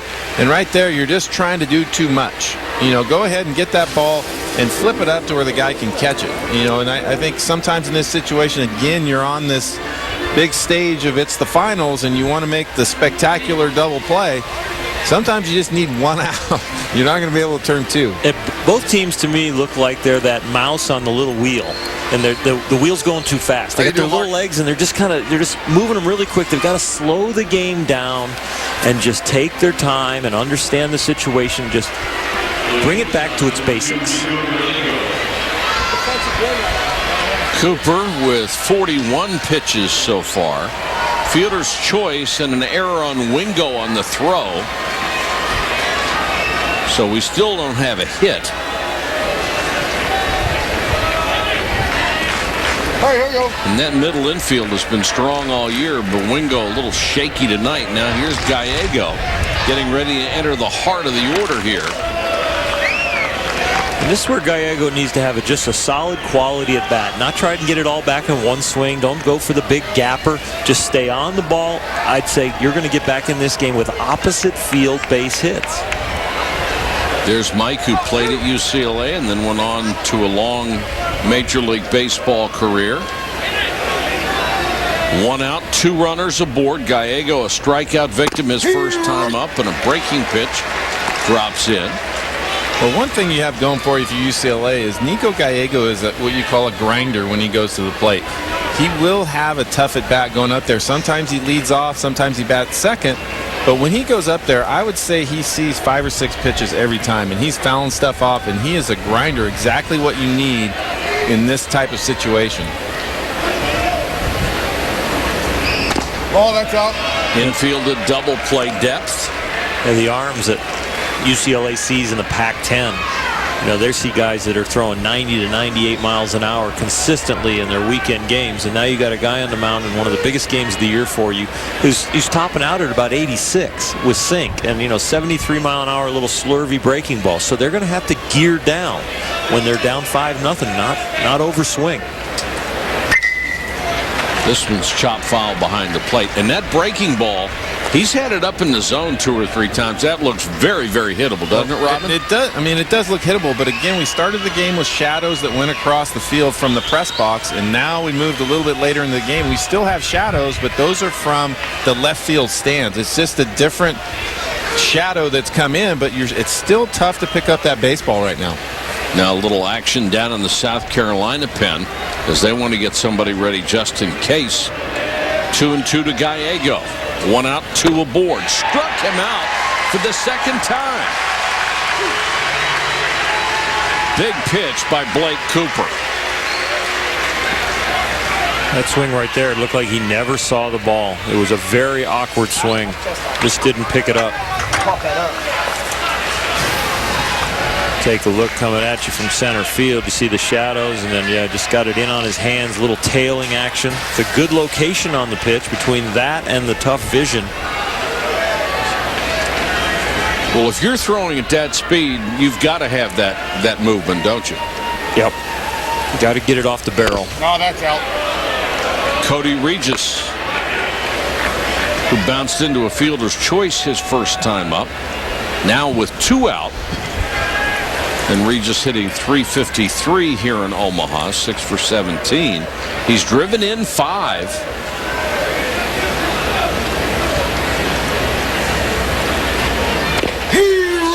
Strike called at 72.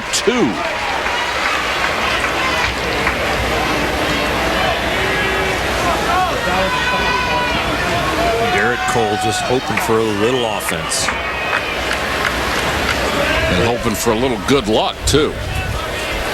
He hasn't had much of that tonight. Oh, that's the ball. Well, if there is a guy that can get him back with 1 swing right here, Regis tied for the team lead in home runs with 9 with Espy. He's got wind blowing out to right. He's probably one of the few hitters on the Bruins that can reach that fence and hit it in the correct area out there, 375 and to the right of it in right center. Anything from right center over towards left is going to get knocked down by the wind. 9 homers on the year, 1 in the College World Series, and this one's foul. Just not able to square up anything so far against Blake Cooper, who has been very, very effective. It's not about the velocity, it's about the movement. When you've got these shadows in the ball, you see the ball at one time, but then when it arrives at the plate, it's at a different place. Those are the kind of people that are very hard to hit when the vision is tough. It's that straight fastball that's a lot easier to hit. I know Robin would tell you that when you see it and then it disappears, as long as it's in the same place, you got a chance. Well, the other thing Cooper does is he really doesn't overthrow. Everything is rhythmic, and it looks the same. His arm angle's the same. And when you have shadows like this, almost hitting with a strobe light on, you kind of see it, and then you lose it, and then you pick it up again. And it's hard to hit that way. And he's just the same every time, but sometimes it goes a sinker, sometimes it goes a cutter. Runners will get a start on a 3-2 pitch.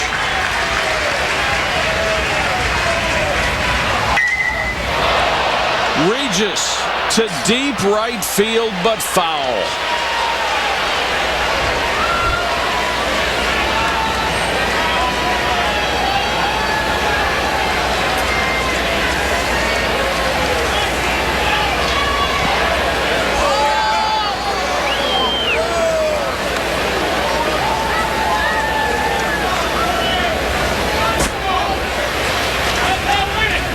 Cooper out of Nessus, South Carolina, 12-2 this year.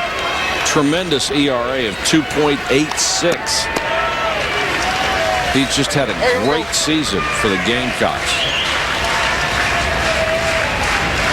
Making his 20th and most important start. On the ground, Cooper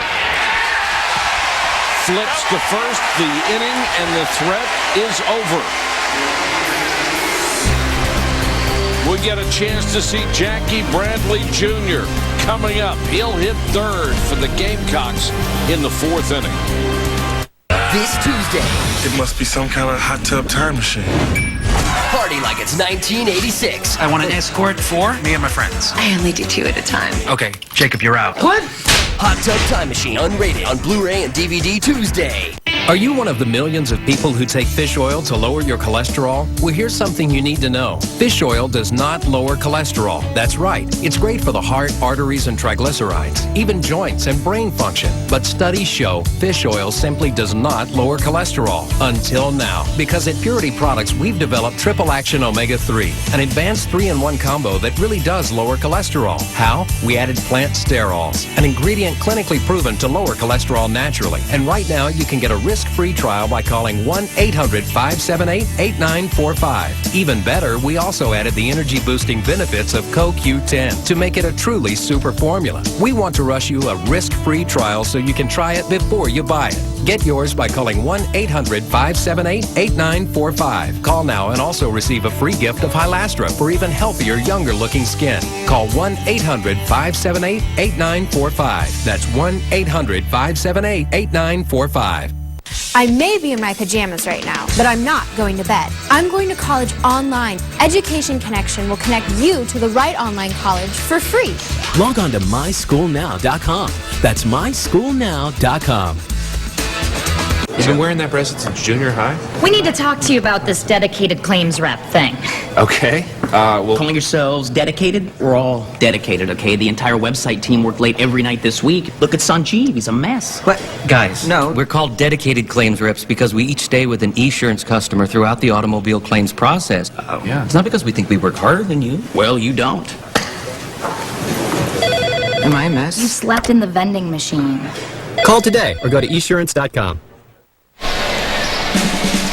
The old market in downtown Omaha as we welcome you back to the College World Series presented on ESPN by Capital One. Really neat area. A lot of great shops, restaurants.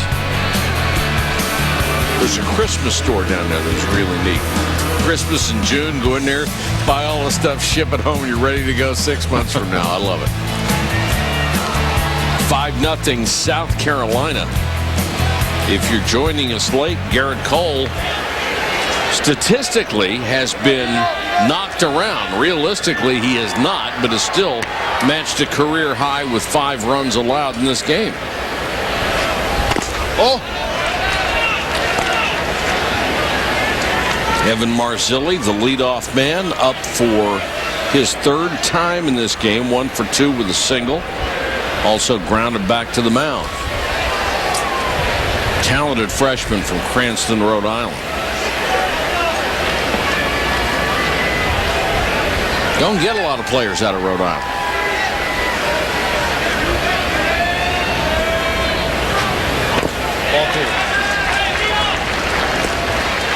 Rocco Baldelli.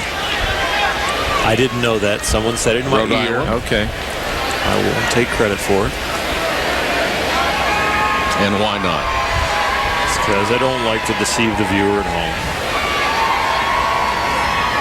Most of this stuff we've studied and know. There's a few of these things that they feed us in our headset. Scott Matthews and Scott Johnson in the truck, sending a nugget or two along the way. 2 balls and a strike from Garrett Cole. We're in the South Carolina 4th.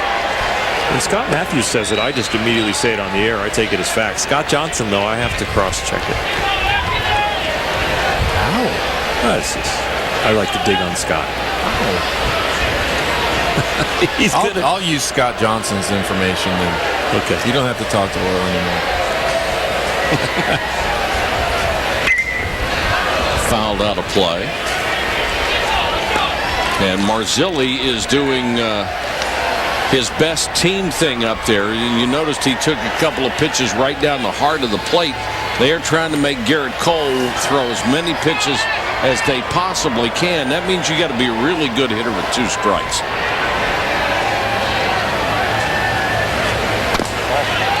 Three and 2. And Robin, it's amazing how the statistics that show the difference in batting averages between being ahead 2-0 and being in a 0-2 hole is just enormous. Yeah, and I'm still shocked that he hasn't had a strikeout. Me too. Because he is the essence of a power pitcher. That one's into left center field. Amaral, and the wind knocked it down, and Jelilich had to come over and make the catch. That ball was slicing one way, the wind's blowing the other way. From San Juan, Puerto Rico, the Mets taking on the Marlins and interim manager Edwin Rodriguez, the first Puerto Rican-born manager in baseball. All on ESPN2's Wednesday Night Baseball starts at 7 Eastern. Mike Pelfrey going for the Mets, 10-2, going for his 11th win in that game. Oh. Up and into Whit Merrifield.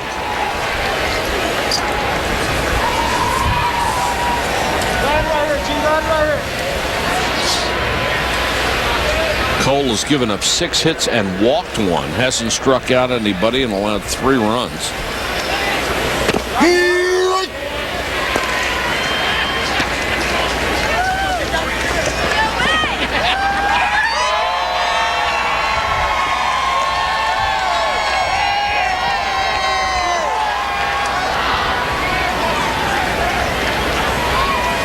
South Carolina with a big presence out here.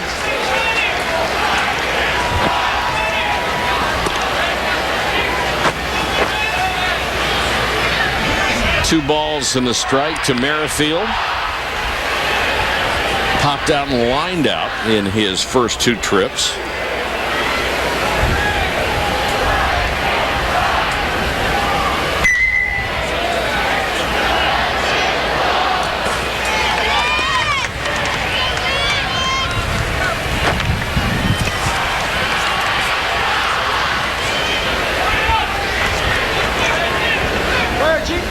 I hope we have perfect weather for the last 3 games here. It's supposed to be just like this. Yeah, this is absolutely gorgeous. Feel like you're on the back porch getting ready to do some hamburgers or steaks. A couple cold ones. I love iced tea.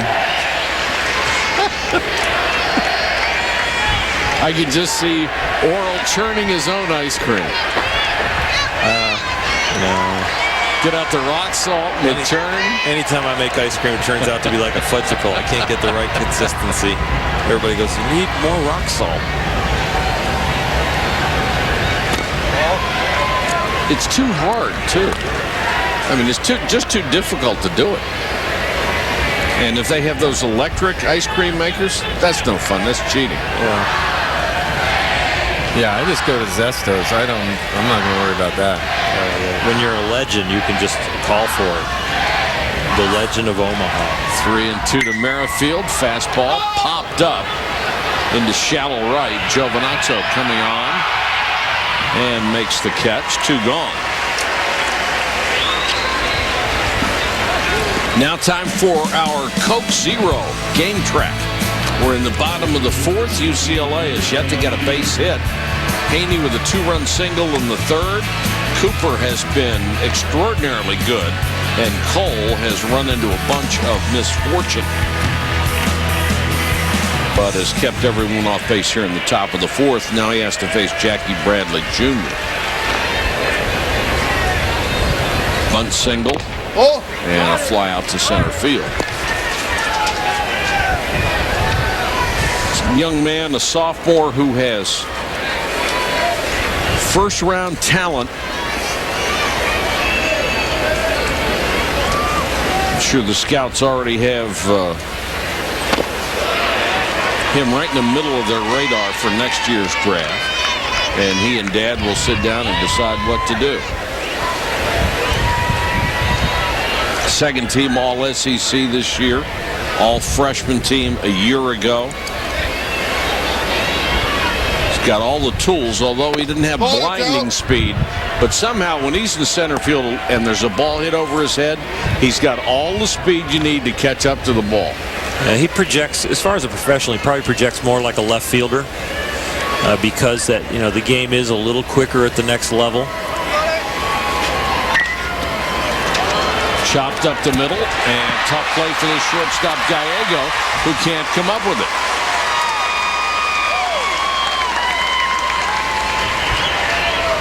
Well, again, it just seems to be those plays that are hit off the end of the bat, jam shots, and this one's just cued off the end of the bat. You see that pitch right there spinning, so he hits it off the end of the bat. It's a tough play going right by the base, and it's a do-or-die play for Gallego. And, you know, again, for Cole, it must be, you know, extremely frustrating to feel like you're pitching pretty good, but you're not getting anything out of it. Cole's doing a great job of keeping his composure. And that's going to be an infield single. It's going to be tough for Gallego to throw him out, even if he comes up with that ball cleanly. This one's fouled out of play. But Oral, I think you made a good point earlier. If you're a quality pitcher, you just have to say, okay, this is the situation I find myself in. Let's get out of it.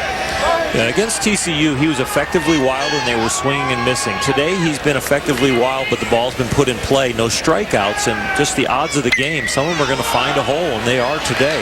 Holes in the defense and holes just out there on the field. That one's back on the screen. Rodriguez gave it a look. He's given up 7 hits and a walk. Has yet to strike out anybody. Make it 8 hits. And has already thrown 83 pitches. One of those 8 hits is a bunt base hit. Another one's a check swing over the third baseman's head. Another one's a blooper over the third baseman's head. Another one's a ground ball between first and second. A fly ball to left that was just hitting the right place and the wind knocked down, and the left fielder makes a diving stab at it and turns into a triple. They got an infield pop-up under the first baseman's glove. Infield pop-up under the first baseman's glove. And we get this dribbler up the middle. Yeah. I mean, every conceivable bleeder you can give up, he's given up. Yeah. They're getting some good aluminum on him. Yeah. Jackie Bradley Jr. breaks from first right back. Cole says, listen, I've had enough. I'll take it myself. I'm surprised he didn't just run all the way to the bag.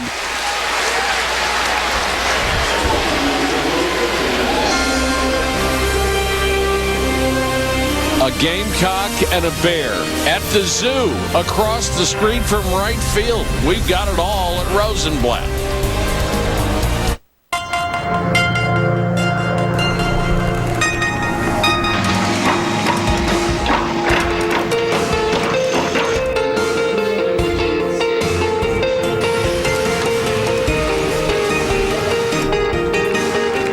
Right now, the NCAA is building over 400,000 future professionals. And most of us will go pro in something other than sports. The Sierra crew doesn't just offer more horsepower, more towing, more payload, and more torque than Ram and Tundra. Sierra offers a locking rear differential, which locks when Ram and Tundra's limited slip slips. Never send a truck to do a Sierra's job. The GMC Sierra. Get 0% APR for 72 months on Sierra half tons, or choose $5,000 cash back on most Sierras. See Century or McElveen GMC for details. I have the greatest fans in the world. Ta-da! They're Jimmy Quill. And they send me a lot of email. I just wanted to make a video. Go 48! So I need fast internet to keep up. Now that's fast. Jimmy. That's why I've got Roadrunner Turbo with Power Boost. You want a piece of this? It gives downloads an extra burst of speed, so I can check out my fan mail fast. Wow. You can get extra burst of speed for faster downloads with Roadrunner Turbo with Power Boost, only from Time Warner Cable. Get Roadrunner Turbo with Power Boost for only $9.95 more per month for 12 months. They've played all year by the Coach Wooden credo that the main ingredient of stardom is the rest of the team, and they are the best team in 2010. UCLA headed to Omaha. Now they are going to the championship series here in Omaha. Well, in national championships, it has been a mismatch. UCLA 106, South Carolina 1. But as far as the baseball teams, neither one has a championship trophy. The UCLA ball club says every time they go to the weight room, there's a space there under a little area marked baseball where there is nothing, and they want to fill that in with a national championship trophy. And they go in that trophy room where there's 106 NCAA championships. It's got to get to you after a while. 4 sports in double figures. Up on top, men's volleyball, then men's tennis, and then men's, basketball, of course, and then softball, ladies softball. A font of information. Oh boy. I got you. When you're flying back from Sunday night baseball at 6 in the morning through multiple stops to get here to Omaha, you have to read. Time to look at some notes. Bruins come up here in the bottom of the 4th, and quickly Dunlap is behind 0-2 against Blake Cooper, who has been nothing short of lights out so far. Dunlap struck out his first time up, one of 3 strikeout victims for Cooper. Oh, 2-2. Just missed outside.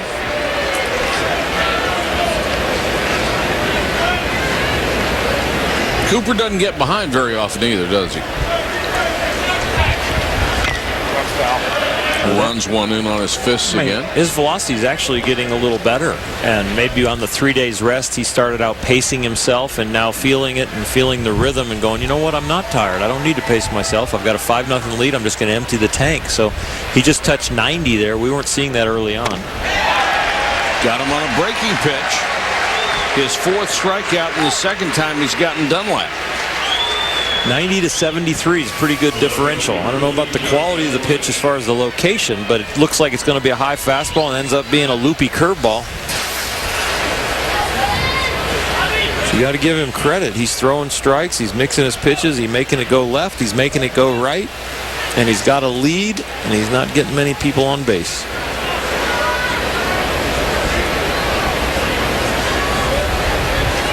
Jelilich stands in. He's 0 for 1.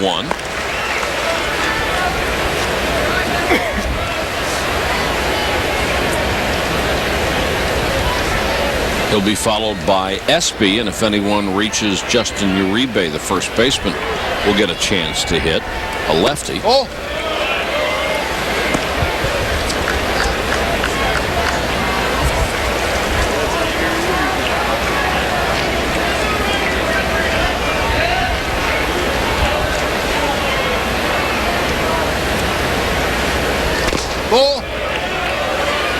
If you joined us late, Cooper had the option to not start tonight, given to him by his head coach.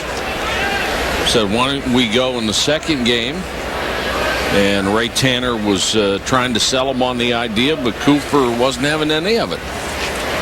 Said, look, one more day is not going to make any difference. And Ray Tanner tried to point out it is 24 hours, and, you know, you'll get your normal rest. He said, no, I want to pitch.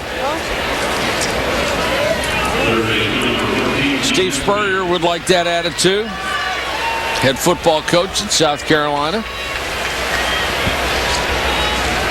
One of the good guys in the world of sports.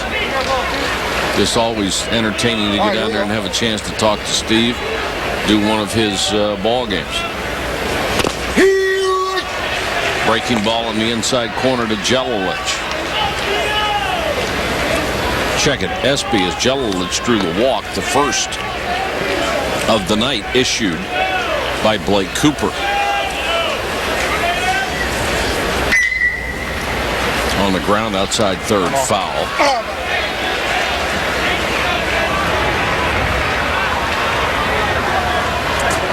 You know, Mike, coming into this game, South Carolina's pitching staff had a 2.68 ERA. Now it's down to 2.50.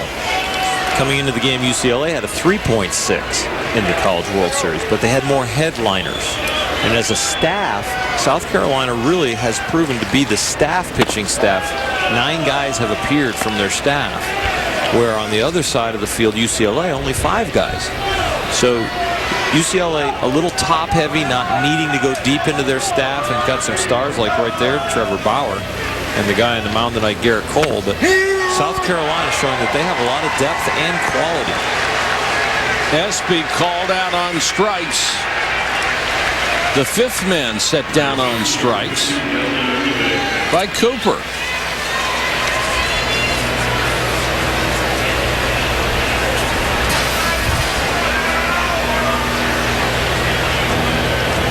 They were first in the Southeastern Conference in ERA, first in opponent's batting average, only .228, first in strikeouts. And certainly Cooper has not been a power pitcher, and that breaking ball is more of a spinner. It doesn't have a big hook on it, doesn't have a lot of movement, but it has been tremendously effective so far. Cole, who is the power pitcher, hasn't struck out anybody. Throw down on the runner, and Jelilich just got in ahead of the throw by Kyle Enders. Bruins trying to make something happen. Well, it's a nice slide on the back side of the bag right here. The ball beats him, but he has a perfect slide to get his right toe on the outside edge of right field part of the bag to make the tag late. Just sneaks it in there. If he goes directly to the center of the bag or the inside part of the bag, not paying attention, he's going to be out. Boy, that was a perfect throw by Enders. Strike called. Uribe still looking for that elusive first College World Series run driven in. He's got somebody in scoring position now with 2 outs. Still trailing 5-0. Breaking pitch misses outside, 3 balls and a strike to Justin Uribe, the senior.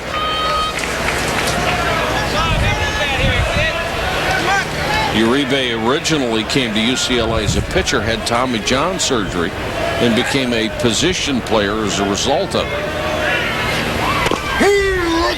It's a curveball for strike 2.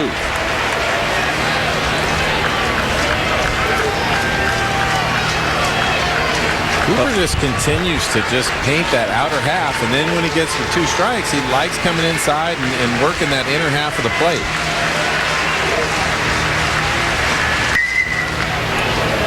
And that's foul outside first. Blake Cooper, you think about the SEC, it's emotional weekend games, big crowds. You know, he's got good command of both sides of the plate, has good movement. You just look at his presence on the mound. It looks like nothing would rattle him. He's just kind of very low-key. Kind of reminds me, and from my generation, of Rick Russell. Guy just big guy just out there just kind of lumbering through. You know, he lost his 15 to 20 pounds in the offseason. He looks more like an athlete. But he's very rhythmic, like Robin said. He's very, very good. One hopper to Wingo, throws him out. The threat is over. Talk to Coach Savage of the UCLA. You want to see a great trophy case? This is it. The UCLA Athletics Hall of Fame. 8,000 square feet, and it needs to be that big because it houses 106 NCAA National Championship trophies. 106. And the man who wants to add number 107, John Savage, is downstairs with Kyle Peterson. Kyle. Thank you, Mike. John, talked to you a couple of innings ago about Cole. You said I'm going to tell him to do the same thing. What do you see from your standpoint, just watching him the way he's been through the first 4 innings? You know, he's made some pitches, and they've done a real good job of touching the ball, and you got to give them a lot of credit. I mean, they've battled him, and you know, we are where we are right now. We haven't played very well, and we still, you know, still in the ball game. We got to get our feet underneath us a little bit and go pitch to pitch a little more. How about offensively against Cooper? Why has he been so tough so far? You know what? He's throwing the breaking ball behind the count, doing a nice job there, keeping the fastball down, and we just haven't got very good swings on him, but we got plenty of game left. Good job. Thanks. Thank you. Thank you, Kyle.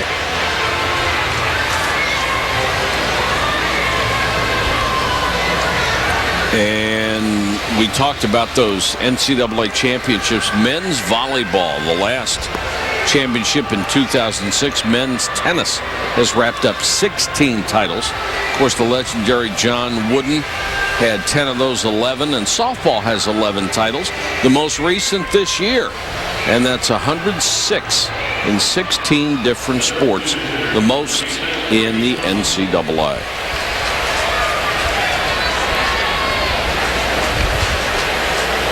Garrett Cole, the ace of the UCLA staff.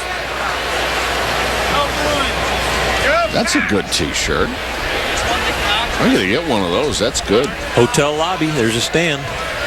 I'm there. You can charge it to your room. I don't know if you can slip that by the expenses. Yes, sir. Haven't put it down as food. Research. It had a lot of history on the back of that shirt you could read during a broadcast. I like that. Brady Thomas will lead it off and fouls it out of play. Thomas singled and walked in this ball game.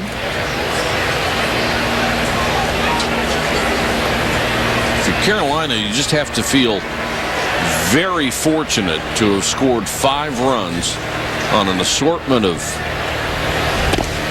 bouncers, dribblers, humpback liners, and bloopers that they've had against Garrett Cole so far. But you'd like to go out and get a couple of more and give yourself some breathing room.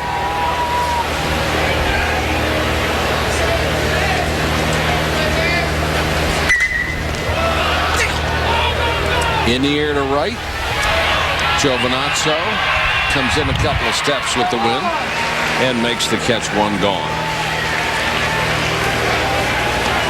You can keep up with all of the NCAA College World Series information by logging on to NCAA.com. It's the official online home for all 88 NCAA championships. Oh, sorry. Get it back. Get it back. Robin, when your teammates are up there getting everything, it seems, through the infield, is there, you know, the old saying that hitting is contagious? Do you get that feeling that, hey, this is our night? Well, you feel like it's your night, especially when you're getting bloopers and balls going underneath guys' legs. And, you know, I don't think sometimes hitting is contagious when guys are hitting it hard. I've never seen it where bloopers and duck snorts are contagious. Duck snorts. There's another little looper into center field for a base hit, and even as shallow as Amaral plays, he had no chance on that, and Morales is aboard. I got that duck snort from Coach Tanner the other day. I'm just working on my South Carolina lingo. He was talking about duck snorts and buggy whipping. We haven't had a whole lot of buggy whipping yet, but no. You know, one of the things they say when you're becoming an analyst is that you say, take the audience someplace where they've never been. That would be duck snorts. That'd be duck snorts for sure. It'd also be the text that I just got from an ex-Major League teammate of mine, Eric Karros, because he heard me talking and complaining about the plane ride from Los Angeles. And he said, to revert back to something Tommy said, look, Oral, you didn't fly the plane. You sat in first class. They served you a drink, and you got to read about baseball. Get over it. So That's what you get from these great big leaguers that are still in your fraternity text messaging you. That's all he said? Robin. He also had a few duck snorts in there. And you deserved them. 1 out, 1 on for Kyle Enders, who is 0 for 2 tonight. He also said no luck for the Bruins so far. I texted him back a teardrop. Well, he's right about the no luck part. Oh, for sure. And they've had some great big leaguers come out of UCLA. This game could legitimately be 0-0 right here and wouldn't surprise anybody. And certainly Cole deserves a much better fate than he has had so far with allowing 5 runs.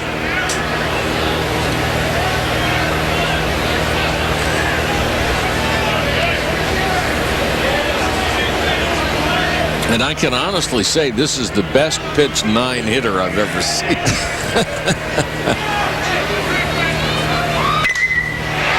That thing's hit hard compared to the other ones. Morales on his way to third. He'll get in there standing. And it's first and third with 1 out. We've seen a few of these humpback line drives on his breaking ball because they're starting early because the fastball's so strong, and then they get out in front and they just have enough aluminum bat left to just kind of fight it off. You see off the end of the bat a full swing like this should go over the left field wall, but then it comes out like a flat tire. South Carolina's doing everything they can.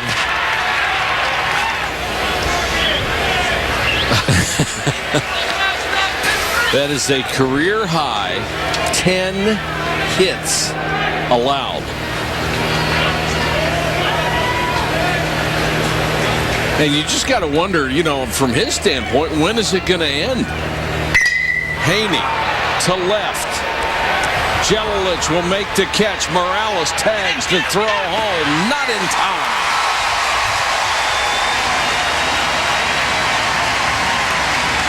Haney with a sacrifice fly.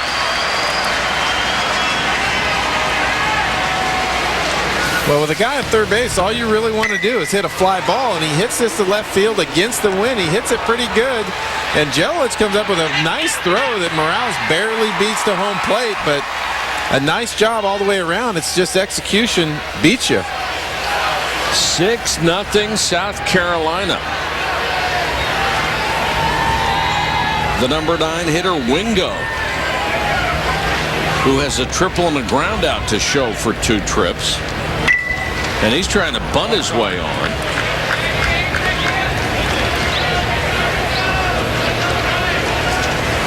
And this game couldn't have gone better for South Carolina. Their game plan was to get Cole over 100 pitches as early as they could. He is approaching that mark here in the 5th. And as a bonus, they have 10 base hits and 6 runs against him.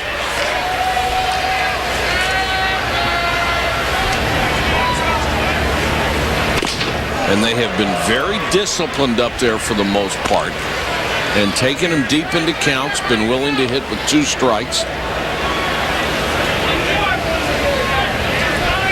Wingo with only 2 hits in the College World Series, but 1 of them tonight. Shown some power early in the season. Had 9 home runs, but he has not had one since April 30th. May have fallen in love with it a little too much. Oh, no. Throw down to first, and they picked him off. Enders strayed. And Rodriguez tossed him out.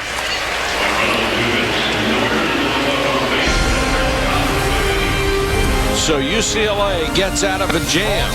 Boy, and Anders, that late fake bluff, that secondary lead, and he is toast at first base.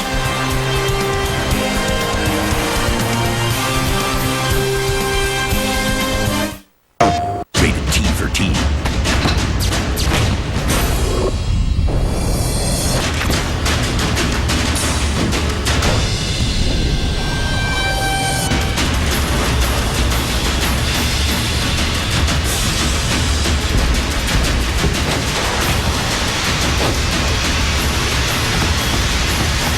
UFC Undisputed 2010 in stores now.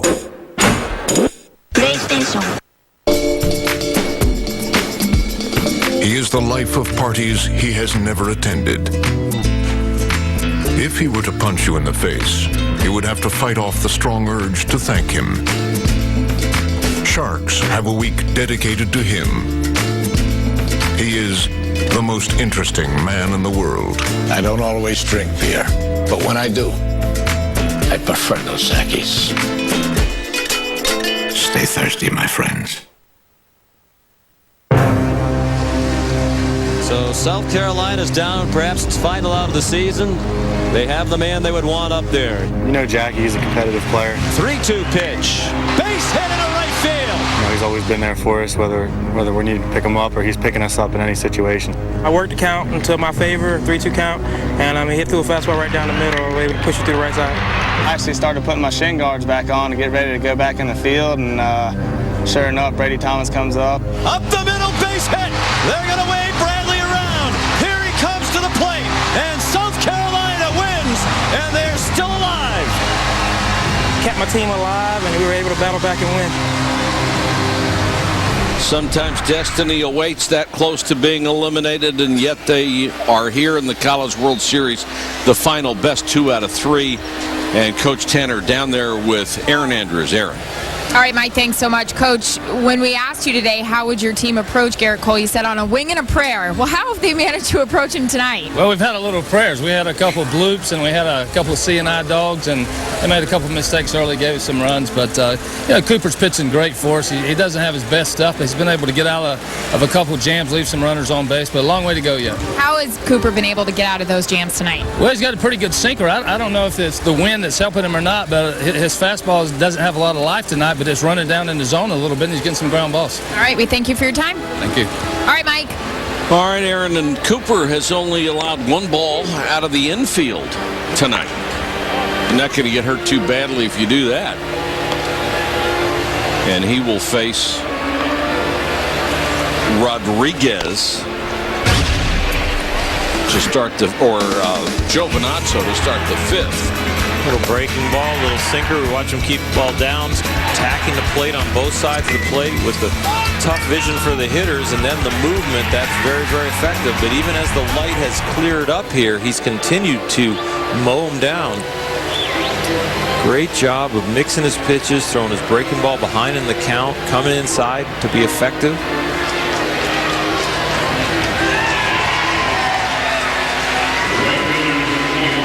Sun finally basically not a factor. Just going behind the edge of the grandstand now here in the 5th inning. UCLA batting in the home half. It'll be Giovinazzo, Rodriguez, and then back to the top of the order for Amaral.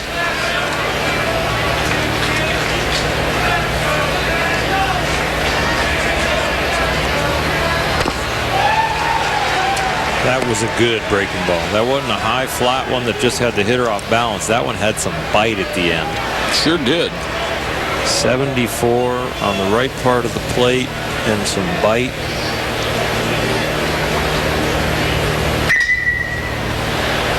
This one's hit in the air down the right field line, but twisting foul.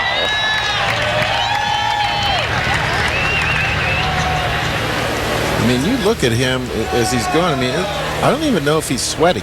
I know. I mean, it just looks like he's easily going out there and just nice and relaxed, throwing pitches. And, you know, after all the guys that we've seen with the weather that we've had and everything else, he looks like he is on the porch.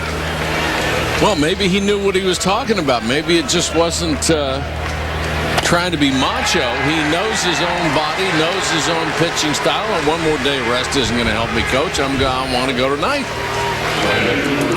Aaron, what do you have? Well, just talking to some of his teammates before the game and Blake Cooper and everything he's done, from losing the weight in the offseason, getting with a strength coach, they also mentioned just how calm he is and the fact that, you know, he just makes you seem relaxed, but guys also mentioned that he makes you want to fight and sweat for him.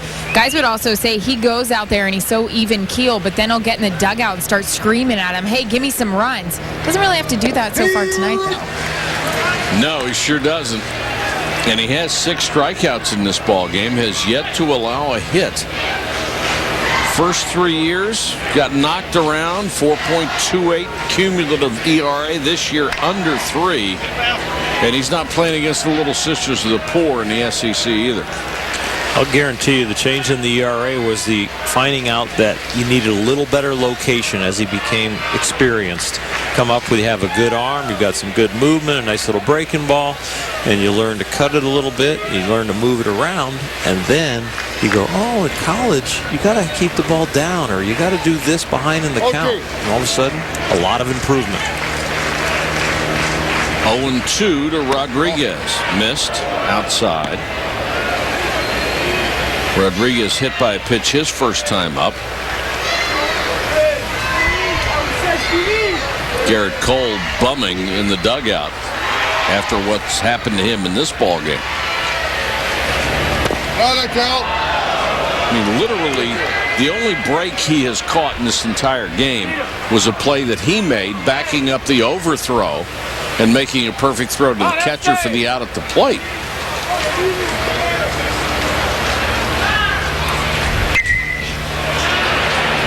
That ball's hit down the right field line. That will drop for Rodriguez, and he's aboard with a single. The first hit of the ball game against Blake Cooper, and it's the number 9 man, the catcher Rodriguez.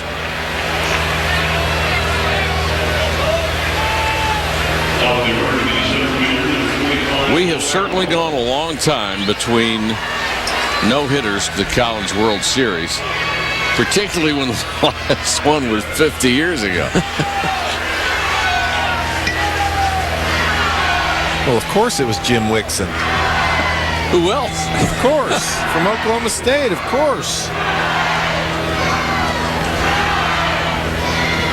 Now to the top of the order, and Amaral toward the gap in left center field, but Marzilli is over to cut it off, and Rodriguez has to hustle back to first.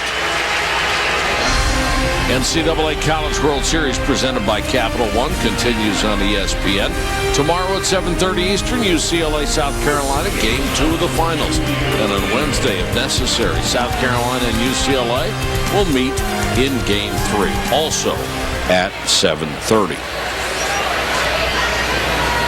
2 out of runner aboard here in the UCLA 5th against Blake Cooper, who has just given up his first base hit of the night. The Gallego was fanned twice. Pops it up. Wingo in foul territory makes the catch. UCLA gets a hit, but they strand the runner, and UCLA no score through 5. Tomorrow at Wimbledon, the spotlight shines on 5-time champion Venus, who's right at home on the grass, and Kim Clijsters and her quest for her first Wimbledon crown. Ladies quarterfinal action begins tomorrow at 7 a.m. on ESPN2. The last 2 quarterfinal spots are up for grabs. At 9:30 a.m., Paraguay battles Japan, and later, Spain takes on Portugal. The FIFA World Cup continues tomorrow at 9:30 a.m. on ESPN. Box 1457B was filled with partially cooked frozen chicken strips in a factory 2 months ago. It's been sitting here for the last 12 days. Odds are it'll be here 17 more. Here's an idea. We make them fresh, you eat them fresh. Introducing freshly prepared hand-breaded chicken tenders at Hardee's. Let's face it, nothing lasts forever. You can wish upon a star, but sooner or later, things will change. It's called eventuality, and ignoring it is like waiting at a railroad crossing and thinking the train will never end. Driving uninsured and hoping to never get caught is like that. There's always the caboose, and you will eventually get nailed. Good thing there's Safe Auto, where you get state minimum coverage while saving a few bucks in the process. You gotta have coverage. You want to save money. Do both at 1-800-SAFE-AUTO or safeauto.com. Safe Auto. Welcome back to the NCAA College World Series presented on ESPN by Capital One. Glad you could join us. Robin authored the phrase duck snorts earlier in the broadcast, and Oral, there's been plenty of duck snorts in this one. Well, South Carolina had to knock the cover off the ball. Check swing out there to here. Now you get a double. Maybe sometimes you find holes, sometimes the ball finds you, and then right there. Now watch this. This is a bullet. Oh, it's an infield single. You can't get to that. Now, Cole doesn't help himself right here barehanded. He should have had a glove on it. So between their mistakes and the ball finding holes, and now another blooper that glutes it in. It's bleeding, it's duck snorts, it's whatever you want to call it, but it hasn't been good luck for the UCLA Bruins. And a couple C&I dogs. Yeah, a couple C&I dogs. Couple C&I dogs out there. Yeah. Hey, I haven't gone to the buggy whip, though. Little Southern cooking's what they got going on right now. And all smiles in the South Carolina dugout as they are up 6-0. We go to the top of the 6th.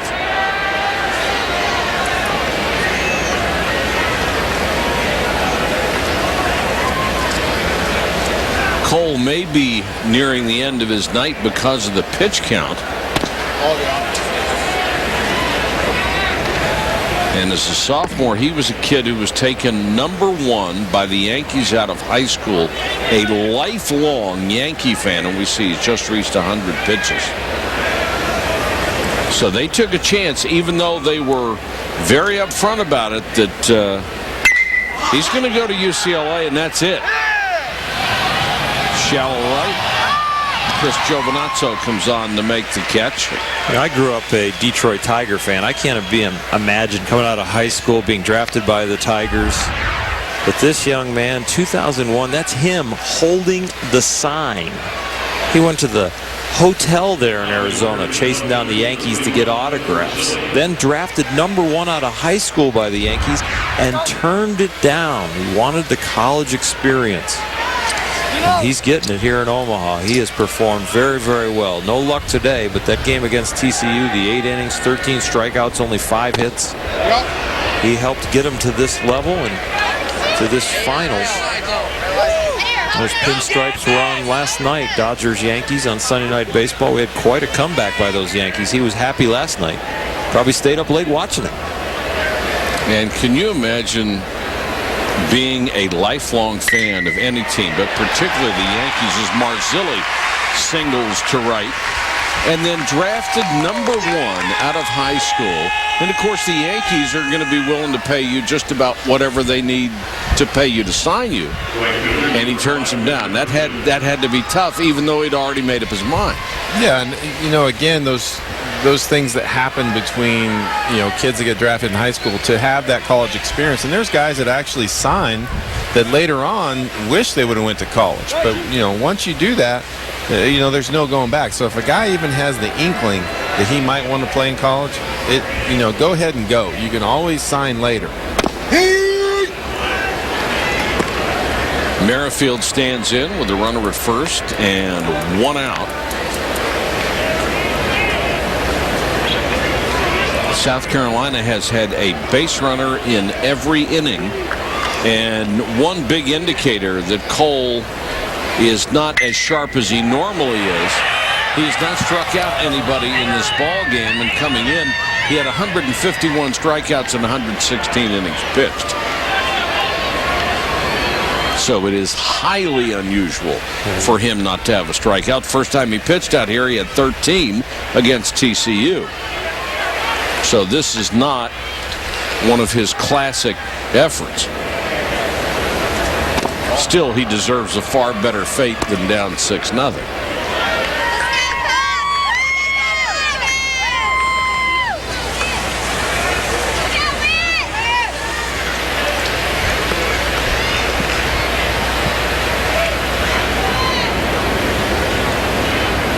One-two to Merrifield. Marzilli has to dive back. Marzilli, by the way, a perfect 8 for 8 in stolen bases this year. Merrifield looking for that first hit. Jackie Bradley Jr. hoping for a chance to hit in the inning.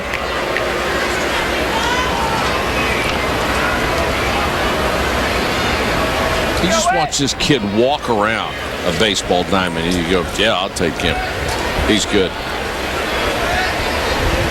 Then you see him play, and it really enforces your initial impression.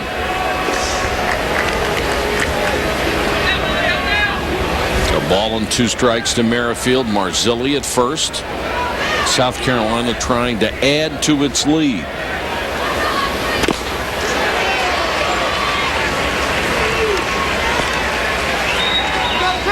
That is the first strikeout for Garrett Cole tonight. We'll take you to San Juan, Puerto Rico for the Mets and the Marlins under interim manager Edwin Rodriguez, who will be able to go home as the first Puerto Rican born manager in baseball. All on ESPN2's Wednesday Night Baseball. That starts at 7 o'clock.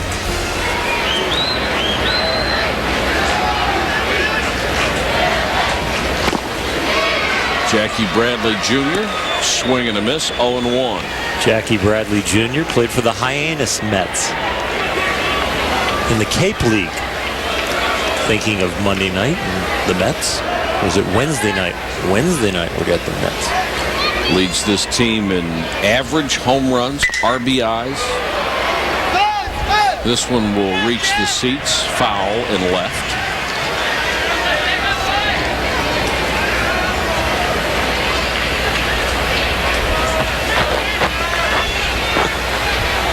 Highly unusual for a guy with his power.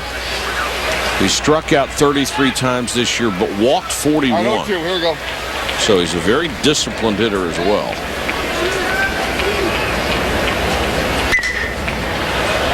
0-2 foul away. Come on now. You got it, man. Here we go.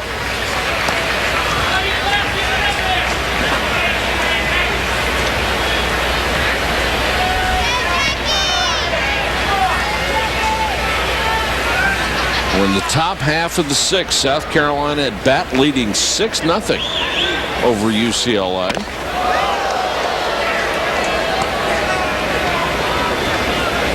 And Cole powered up a little on that one at 96 miles an hour.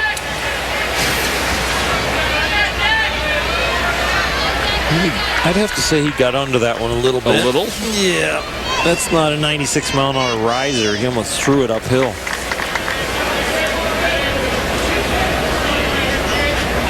Ball out. Just missed, and Cole was headed toward the dugout. Thought he had a strikeout. You're thinking pitch count? That was the 112th, and he's had a high of 125. He went 123. He went 124 against Arizona State. So he can get into the 120. He's been there 3 times this year. Bradley fights off another one. Not so happy how happy I'd be if I was his father and had a #1 draft pick from the Yankees out of high school going 120 pitches 3 times, but if they think his arm can take it. Rasmussen, who we expect to see tomorrow night, foul off his foot that time. He was roughed up in his earlier start in the College World Series. He's been their 3rd starter all year. Yeah, Rob was the 2nd-round pick of the Marlins. There's no shortage of quality arms here. You know, the comment I made about the pitch count is, you know, when you have big league teams that have outstanding arms, you know, the Jabba Chamberlain rules, and Phil Hughes now missing a start here with the Yankees to protect his innings, and you've got big leaguers that really, once they get around 100, 110, they're looking to the bullpen to get those guys out. Now, look, that's grown men with therapists every day working on them, massage therapists, trainers. You know, they're getting all the top-of-the-line care. I'm not saying that they aren't at the college level. They're getting great care, but you got to believe they're getting better care at the big league level, and they've got better science looking after them and taking care of them. So I just don't understand when a 27-year-old is not supposed to throw more than 110, 115, but maybe a 19 or 20-year-old can. Couldn't agree with you more. 9th pitch of the at-bat is a strikeout to Jackie Bradley. Gets his first 2 strikeouts of the ballgame to end the 6th. Thanks to the new venture card from Capital One, we get double miles with every purchase. So we earned a tropical vacation in half the time. We earn double miles every time we use our card. double miles, add up fast so we can bring the whole gang. Awesome! It's hard to beat double miles. Everyone knows 2 is better than 1. Get double miles with the new Venture Card from Capital One, the official credit card of the NCAA. Go to CapitalOne.com. Hey, what's in your wallet? Wait up! Who are you? Air Cab. I was in combat. Black Ops. Yakuza. They are the most dangerous killers in the world. We were chosen. But this is not their world. This planet is a game preserve, and we're the game. On July 9th, the hunters are the hunted. Predators. Rated R. Right now is one of the most important moments of your life. Take advantage of it by reading The Alcoholism and Addiction Cure and be forever free of drug and alcohol addiction. This is not based on a 12-step program or the disease concept. This book will show you the 4 causes of all addiction and how to heal them using the Passages holistic methods. Call 888-THE-CURE or go to PassagesMalibu.com. There are many moments in life. Make this moment count. I've been an athlete all my life. I've heard all these promises from all kinds of shoe companies about the new cushioning system that's going to change this, change that. So I came across the shape-ups, and my knees were feeling better after a long walk. My back wasn't hurting quite as much. And all of a sudden, my posture was changing, and I started feeling a lot better. And I think some crazy things all of a sudden. Maybe a comeback or 2.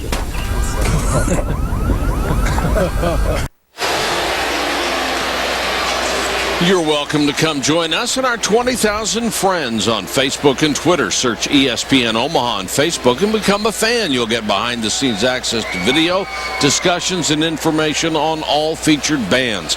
You can also follow 3-time All-American Kyle Peterson and Aaron Andrews for live updates. You get a lot of information back from you all as well as to what's going on in your part of the country. Dancing with the Stars finalist Erin Andrews. She was good.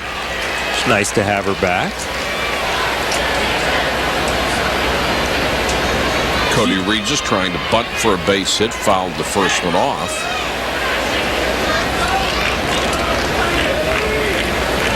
Erin's Q rating's got to be at an all-time high. And apparently you can take a look at our opening game tees on Facebook tonight. The technology is just amazing, the stuff that's available. We were at the meeting this morning and somebody mentioned an old picture in the newspaper. 20 seconds later, 3 people had it on their laptop. I mean, it's just remarkable.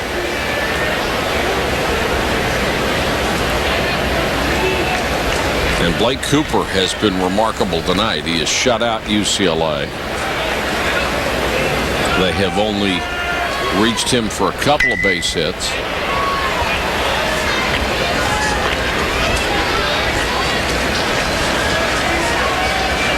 Haven't hit much off of him hard. Only 1 base hit actually officially, and haven't hit anything hard. And no duck snorts either. They haven't had any C&I dogs either. Pretty soon, UCLA is going to have to go to the buggy whip. Swing and a miss. And Regis is gone.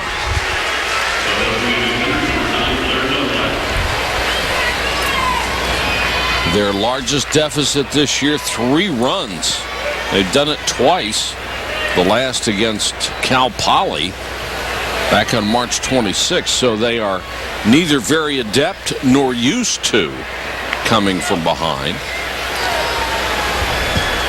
Well, they're going to have to do it against a very hot pitching staff. We talked about UCLA getting here because of pitching. South Carolina pitching now through 5 games and 5 innings. They've given up 35 hits, 46 Ks, only 14 runs with a 2.37 ERA.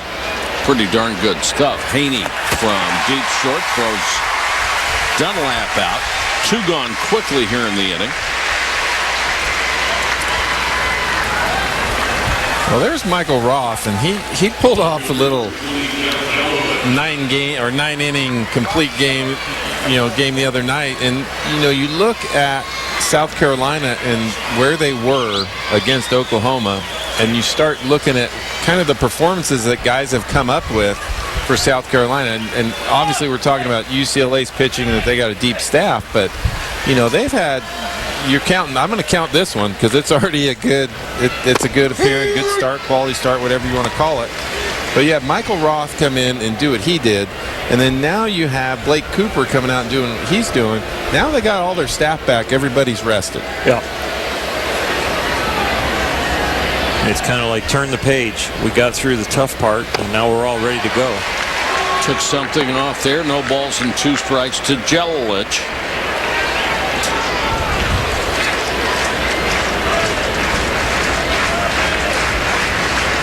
And Cooper has just been carving up that UCLA batting order.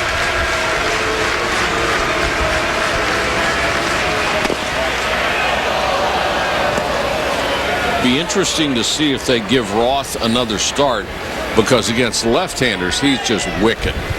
Yeah, he does something that I can't believe other people don't do. He drops down against lefties and then he goes over the top against righties.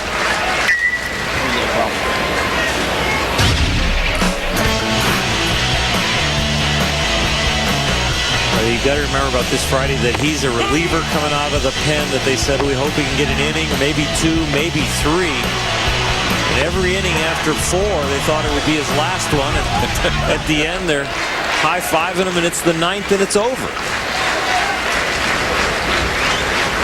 Oh, no! Check swing didn't go.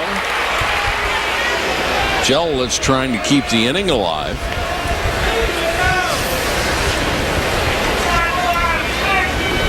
Looked like he held up. I have no idea sometimes. I say held up. I mean, to you, doesn't the barrel of the bat have to break parallel, go past the plate to be a strike? Yes. Yeah, it's got to get out in front of the plate, and sometimes your wrist, they always say your wrists have to break to be able to do it. Sometimes you can go far enough out there that they don't break, but if it goes out there and it's an attempt to try and hit. So when you turn your front hip and turn your shoulders and the bat starts forward, you weren't attempting to hit the ball? I'm attempting to hold it. Pitcher versus hitter. It's even up here in the booth, but down on the field, Cooper is ahead.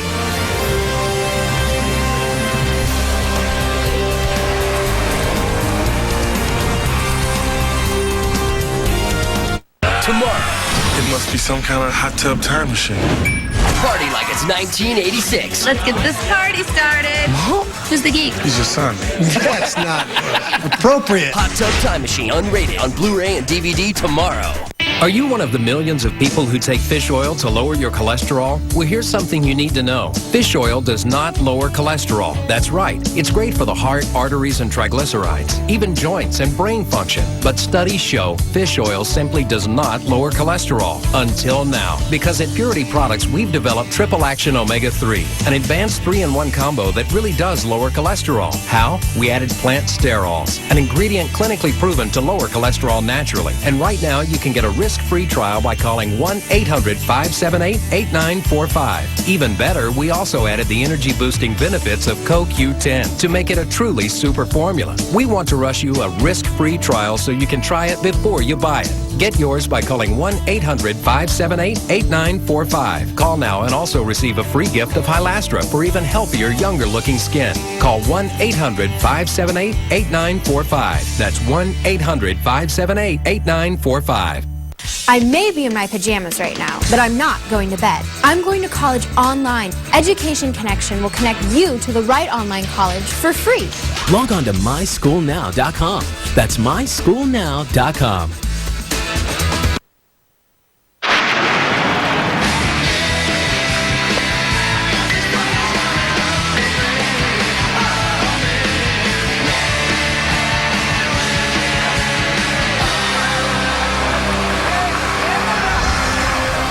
Now time for our Coke Zero game track from the College World Series in Omaha. South Carolina has had at least one man aboard in each inning.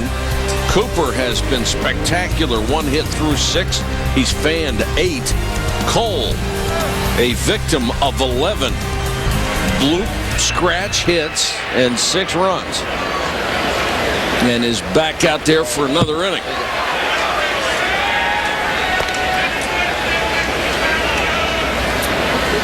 Christian Walker, the cleanup hitter, to lead it off. He's 2 for 3 tonight.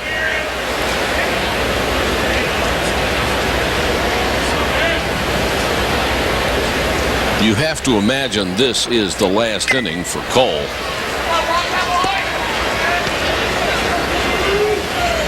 Cole had a 1-hit shutout through 6 innings versus TCU in his first outing here for UCLA. It was the second game of the College World Series.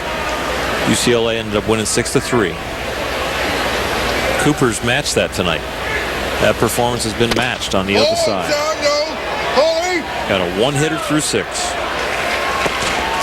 That time he went around, it is a ball and 2 strikes. And that's where, as a hitter, you feel you really got robbed. You're just trying to get out of the way, and the bat goes past the plate. Well, I mean, again, that's just a good pitch, by Cole. Christian Walker, 1-2. That was pitch number 120. And this one's hit to right field in the air. Joe Venazzo is there for the first out.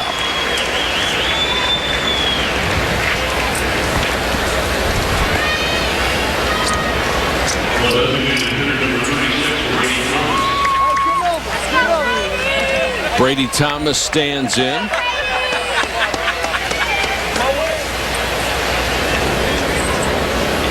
In the South Carolina 7th inning.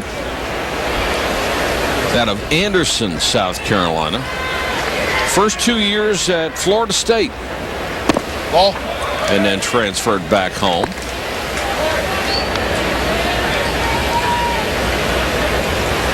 Man is hitting .368 here in Omaha. 7 for 19. So he's had a very good series.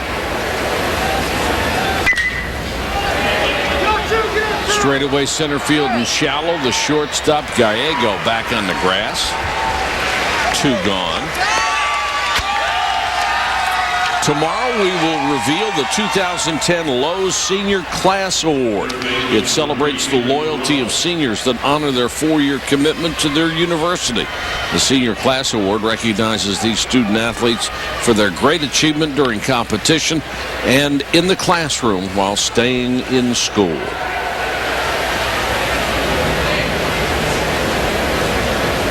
Morales takes a pitch high.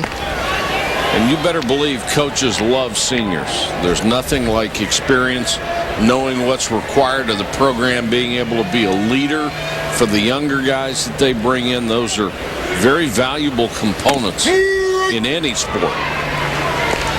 Seniors that are that extra coach on the field, and especially at college, that extra coach off the field with all the distractions of the campus life. And being the big man on campus and understanding how to handle that and keep your focus. Chased a breaking ball and missed. All right, 1-2.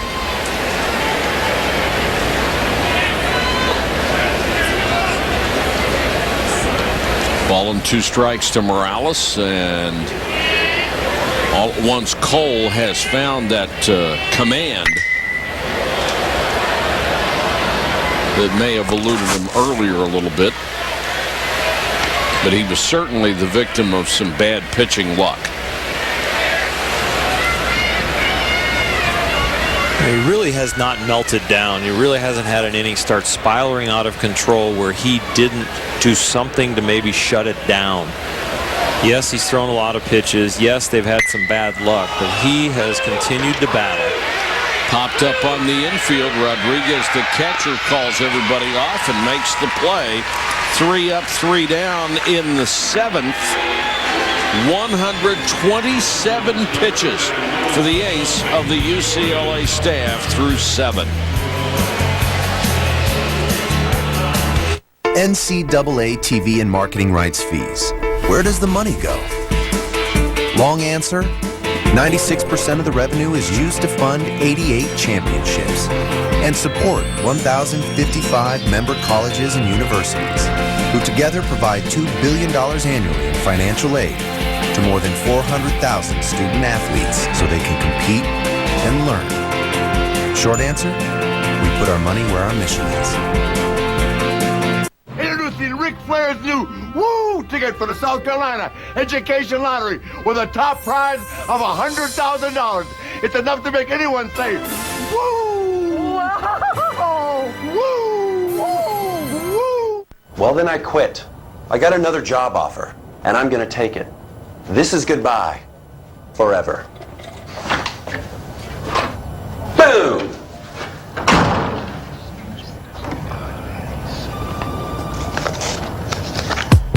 Want something new? Then stop by McDonald's for a juicy, perfectly seasoned Southern-style chicken sandwich. Tender, all-white meat resting on a delicious buttered bun. Take me with you.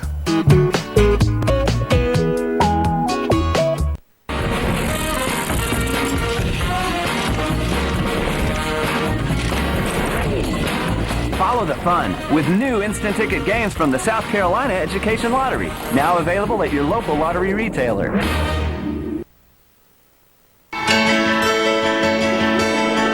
Rosenblatt Stadium kind of had a mystique about it that, you know, that's where you'd watched all the College World Series in the past. The atmosphere is what I think everybody that plays in the College World Series will always remember. I think Rosenblatt Stadium was probably the best place chosen for a College World Series atmosphere. The fans really take to college baseball there. They come out, they support each and every team. Playing at Rosenblatt at Omaha for the College World Series was really the only thing I ever wanted to accomplish growing up in sports. You know, hopefully the new ballpark will give us that same sense, build its own history. But I think the most important thing are the people of Omaha, the way they have embraced this event and embraced the kids that have come here. They have been so good with them and so supportive as we record the first out of the inning. That people who leave here always talk about how great the fans were and how much they gave them.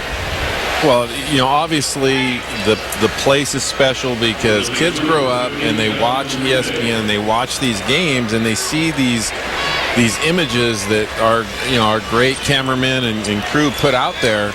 And it's so colorful. I mean, you see the seats, the color, the red, the yellow, the blue, and, you know, we get such great shots that these kids, that's what they want to do. But then when they get here, it's the people that they notice the most, and it couldn't go anywhere else. Uribe takes a called strike. He'll be followed by Chris Giovinazzo. UCLA trying to get something started, anything. They're down 6-0 now in the 7th. Well, they're in a city where they don't compete with anything else, really, right now. They don't compete with the NBA Finals if you're out there in Los Angeles or Boston. You don't compete with a big league game here locally. You know, the kids come here and they are the center of attention, and they plan for this all year round, and it shows when we arrive. The enthusiasm and the treatment of the people. I mean, way back in 1986, that's the first police escort I've ever been a part of, and you're just a college player. That's Bell. I got you.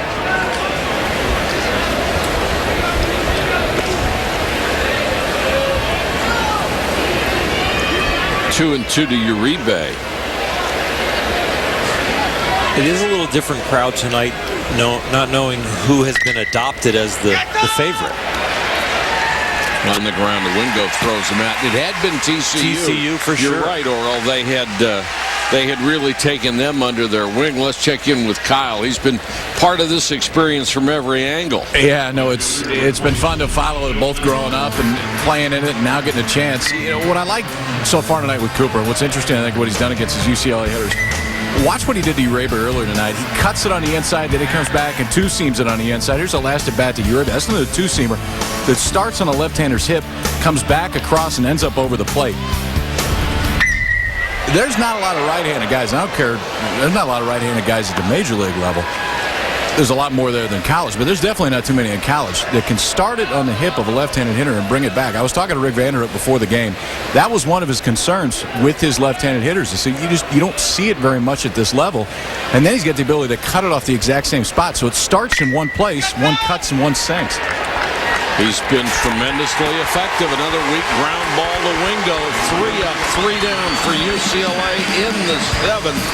Cooper in command for South Carolina. What's up? Stuart Scott with you. Coming up on SportsCenter after the game, the Nationals fail Steven Strasburg in his bigger major league test yet. LT and how he's going to turn it around with the Jets, and why the Cavs will not go for a LeBron sign and trade. SportsCenter after the game. Ryan Howard. He hit the sign. Josh Hamilton. Another one gone. 28 homers. It's gone. Prince Fielder is our State Farm Home Run Derby champion. Baseball's biggest bats put on a show. Live from Angel Stadium of Anaheim, the 2010 State Farm Home Run Derby, Monday, July 12th at 8 on ESPN. Who are you? Air Cav. And I was in combat. Black Ops. Yakuza. They have collected the most dangerous killers on Earth. We were chosen. And brought them to their world. This planet is a game preserve. We're the game. On July 9th, the hunters are the hunted. Predators. Rated R. When I'm on first date and I'm feeling it, I do the whole girly, touch the hair thing, and I can't help it. No one can tell you where a first date will lead, but Match.com has led to more dates, more relationships, and more marriages than any other site. Join today. The road to Omaha is long, arduous. Destination, a national title. But nothing is set, so don't forget to stop and see the sights. Because you never know what you might miss. Omaha, Nebraska. Trophy's taken some trips around Omaha. And a full house tonight to watch this one. South Carolina leading UCLA 6-0 as we go to the top of the 8th. And the new pitcher for UCLA, left-hander Matt Grace. 6'4", 210, a junior. This will be his 33rd appearance. But yet to appear right here. At 3. Has not appeared here at the College World Series. Drafted in the 8th round by the Nationals. And he's got a fastball, and his plus pitch is his slider. Well, he was part of that three-headed monster they had in the bullpen with Eric Goodell and him, Matt Grace and Klein. That, those guys would go 6 or 7 and then let these 3 come in.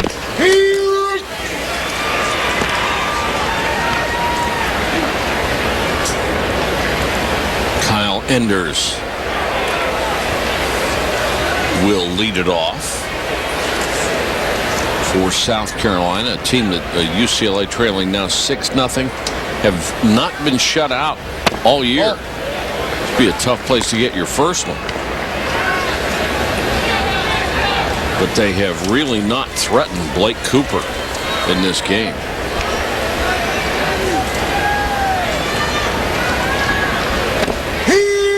Off speed for a called strike.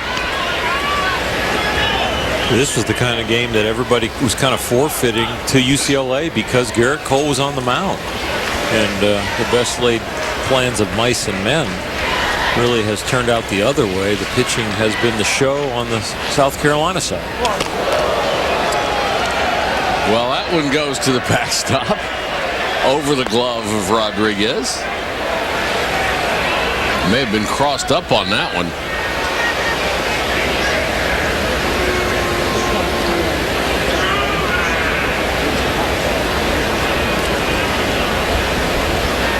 What a difference 4 days can make, even if you're the ace of the staff against TCU.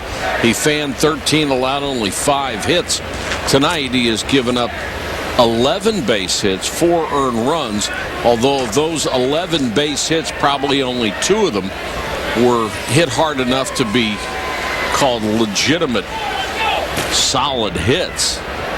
The others were a real connection, a real collection of everything you can think of that just dropped in or squeaked under somebody's glove.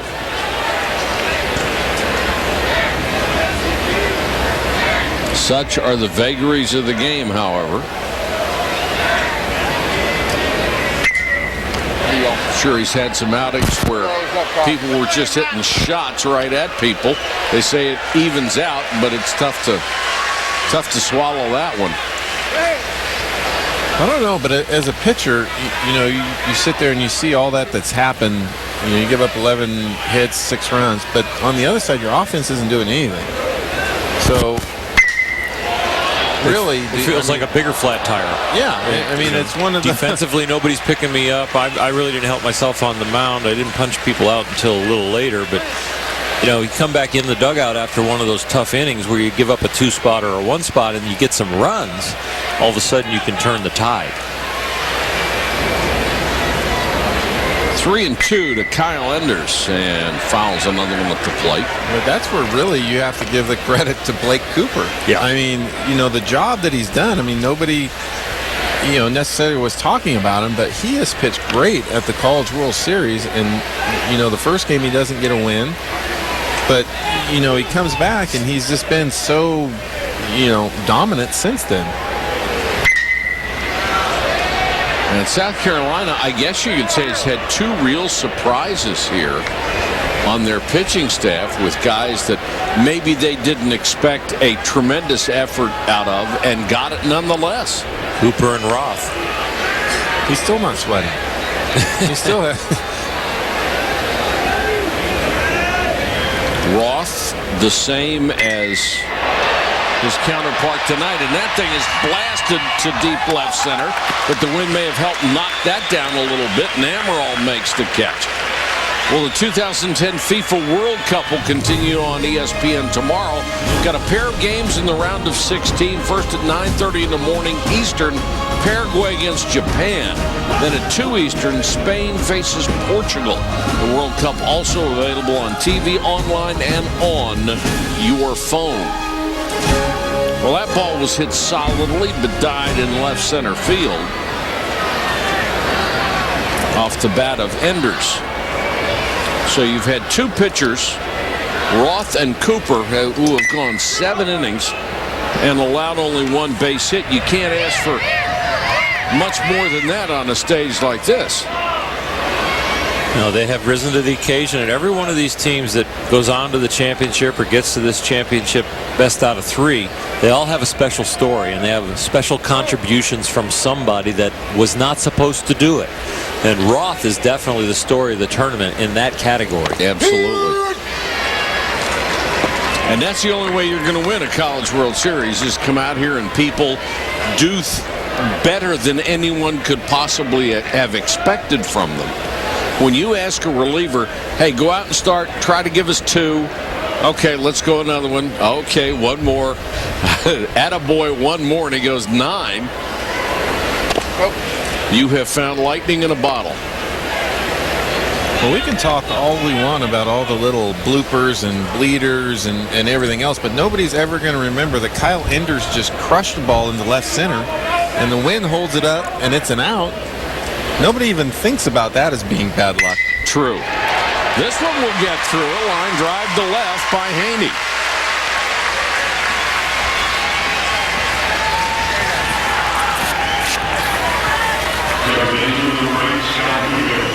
Speaking of unexpected, Haney with 3 runs driven in certainly qualifies as unexpected.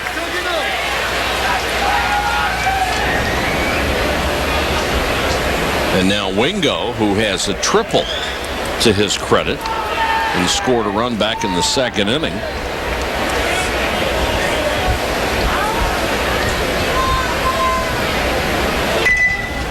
And he's trying to bunt. Going to keep playing their game. Top of the 8th, up 6-0. My game is bunting. My game is keeping the inning going. No real protocol in college baseball like there is in professional baseball. There's a few more runs. I mean, it can be up there with 8 or 9, and they'll still do it. I would say at this point, Major League Baseball, you wouldn't do it, but you know, knowing the way the ball usually carries here, it's a few more runs. Got to play at second, and they'll get the force there. Haney is out as Wingo fails to sacrifice. We've seen some botched bunt plays. We've seen some solid defense, though, also. Matt Grace right here. You hear the catcher yelling out 2-2-2, and Gallego does a nice job just fighting off the sinker. He throws a nice bullet sinker down there to second base. Gets it in the area. Your shortstop picks you up. Then you get the out. And if you're the 8 or 9 man in the order and you're asked to sacrifice, you've got to find a way to get that done. I'll tell you what, Robin, probably the worst guys that throw to bags are left-handed relievers, aren't they? Well, yeah. Don't you just love facing those left-handed relievers as an infielder on a bunt play? Yeah, the worst thing ever really is when there's first and second or just a guy on second and you're the third baseman. You have to read it and you're backing up while they're throwing a 90-mile-an-hour sinker at you and you're trying to defend and it's yourself. Their arm side, so they can just air it out. They're just facing right at you. Yeah, I've taken some just off the wrist. Just you just don't have a good read on where they're going to throw it because they just air it out like they think you're a catcher. And it's just not a normal play. So, you like guys that very few left-handed relievers were ever infielders in their day that understand that throw. Yeah. But the one thing I do like that Grace did is he did set his feet and at least attempt to just get it there. Some guys would just turn around and fling it, thinking that they're going to get a double play out of it. Now, even in Little League, you do not see the prototypical left-handed shortstop. No. He's got to be the best athlete on the team. There's got to be nobody else you could choose from. Runner goes, got a good jump. Throw down not in time, and Wingo steals second base.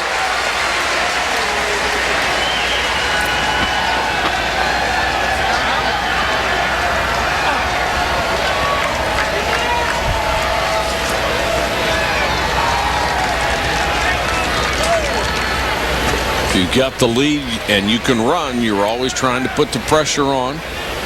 They don't run that much, but it was a situation to do it. 2-1 to Marzilli. Breaking pitch inside from Grace.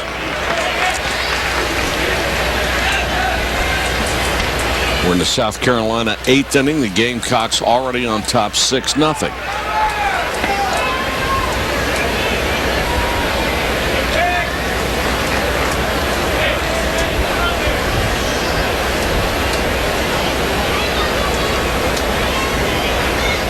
Ball 4. Walked him. 2 runners aboard for Merrifield.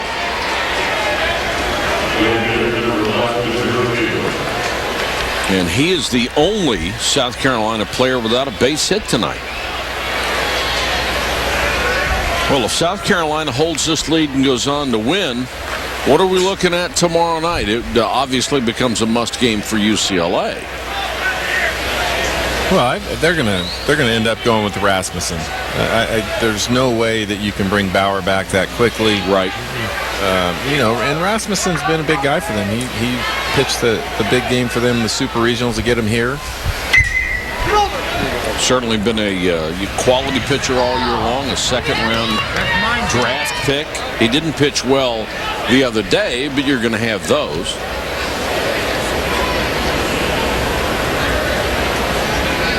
Even when you bring him back in Game 3, if it's necessary they get there, he'd still be on short rest for that day. Sure would. With Bauer would be on 3 days rest, 95 pitches. So you're not going to bring him back on 2 days rest, that's for sure.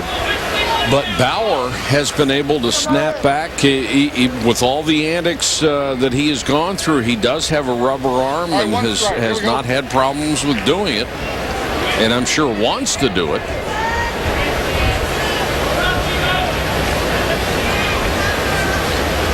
0-1 to Merrifield.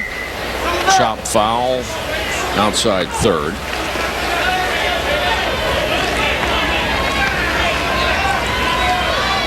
I think the tougher question is going to be for South Carolina. South Carolina. I mean, they've got a lot of options now. Yeah, they do. I mean, you know, with what Blake Cooper has done tonight, you know, now it becomes a little more difficult. You don't have to sit there and pressure somebody to pitch on short rest, or you know, he's going to have a tough decision because he has so many choices. Yeah, he has certainly given everybody the rest they needed because they had used several pitchers to get to this point. Ball. That's in the dirt, blocked by Rodriguez.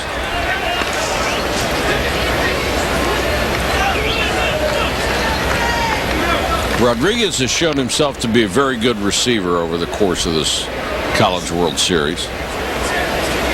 Blocked just about everything in the dirt. He had some great quotes about this pitching staff. He said their stuff hasn't been any better since they got here, but their ability to focus and go pitch to pitch has been better than it was in the regular season. I mean, these guys have really, they said, risen to the occasion as far as the concentration that's needed to get them through this tournament.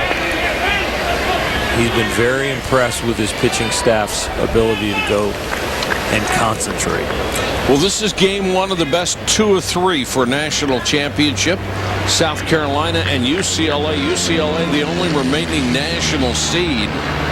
Glad you could join us tonight. It has been all South Carolina as they go for their first ever national championship in baseball, as does UCLA. And it is the last time we will do the College World Series from Rosenblatt. It will be replaced by a beautiful new ballpark downtown next year. And this will become part of the zoo complex. If we get to stay at the same hotel, we'll be able to walk to work. No traffic problems. None whatsoever. And that's the geodesic dome at the Henry Dorley Zoo, which is the biggest tourist attraction in Omaha, Nebraska. And a tremendous complex that they'll be able to expand. Another good block by Rodriguez. And this is the new stadium, which will be ready next year. And talk about hard work. These guys work. But they're supposedly right on schedule.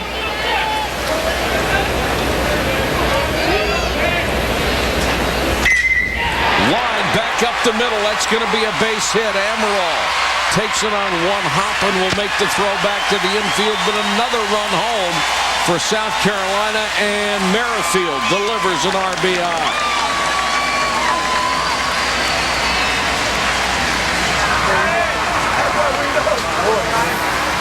Well, you get to see enough pitches as a hitter, and finally you get one head down straight up the middle. You see this breaking ball coming in there.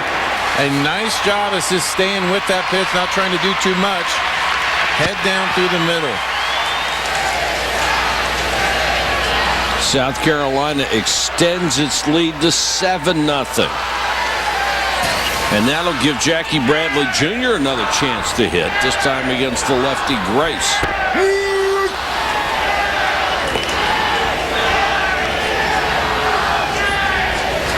Every starter for South Carolina is now in the hit column. Bradley has a couple and has extended his hitting streak to 22 games.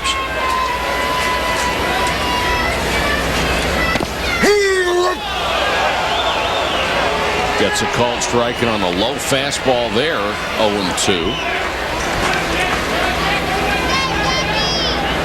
Good vibes throughout the whole South Carolina bench, with everybody having a hit going in tomorrow. A great outing on the mound, a one-hitter being thrown by that young man.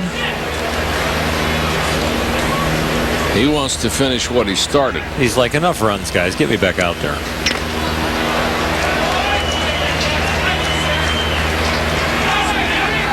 Pitchers actually say that? If you're ready and you have a feeling and you're like, I know I have enough, you just want to, let's go. I'm ready to go. But you're not going to give up. You're not going to give up an at-bat for him. Yeah, exactly. I'm not going up there and just taking one for you so I can go over. Oh, I would never ask that out of you. I know we were never that close.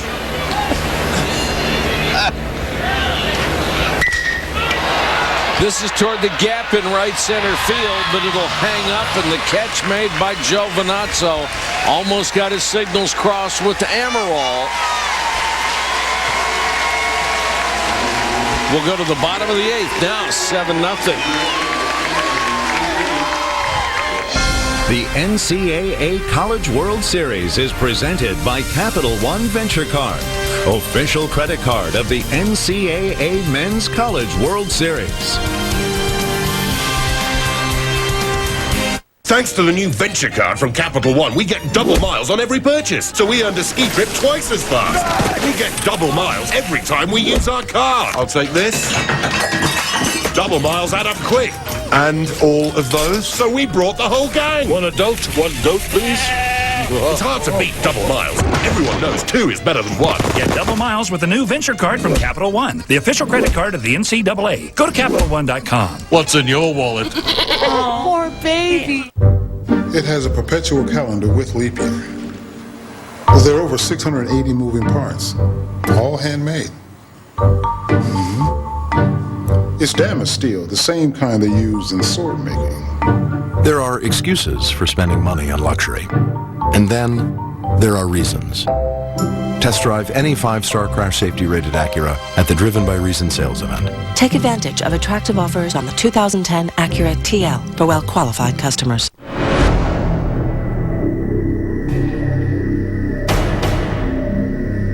It might have been named 2010's top vehicle in its category, if it had a category. Discover the Can-Am Spyder Roadster. Its 3-wheeled stance is unlike anything else on the road.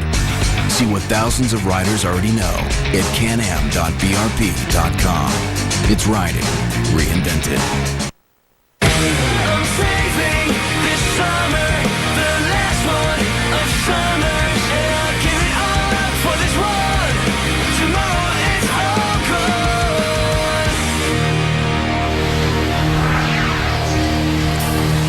Blake Cooper has been masterful, spinning a one-hitter through 7 and has a 7-0 advantage over UCLA. Last one-hitter in the College World Series, you've got to go all the way back to 1983, a combined one-hitter, Alan Dunn and Tim Meacham against Arizona State for Alabama.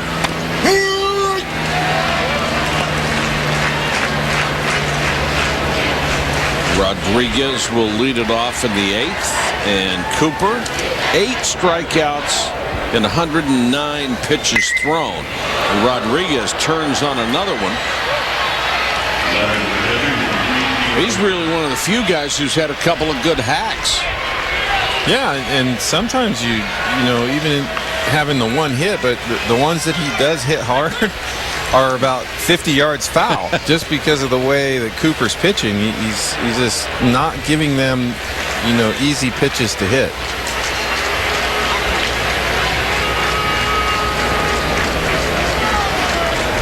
Oh, here you go, here you go. Down and in, and the only hit came in the 5th inning with 1 out, and it was off the bat of Rodriguez. And there it is down the right field line. That's been it as far as offense. Ball. Cooper certainly with a lot of run on that fastball. His curveball has gotten better, it seems, Oral, as the game has worn on. Yeah, he's gotten it down more, and it's gotten some more bite.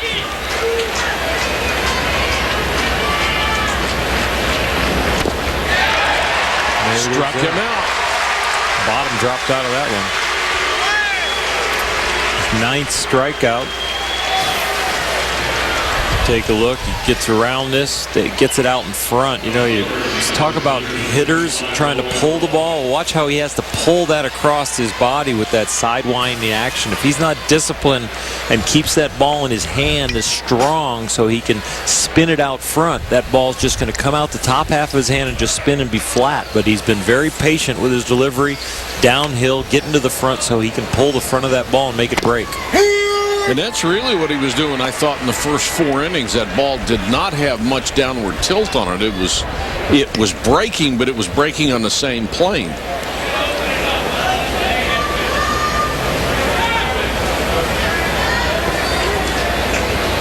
Amaral stands in with 1 out, nobody on.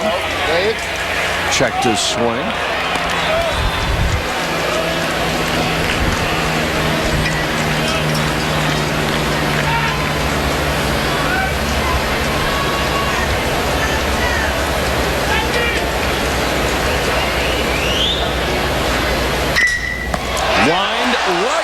To the mound.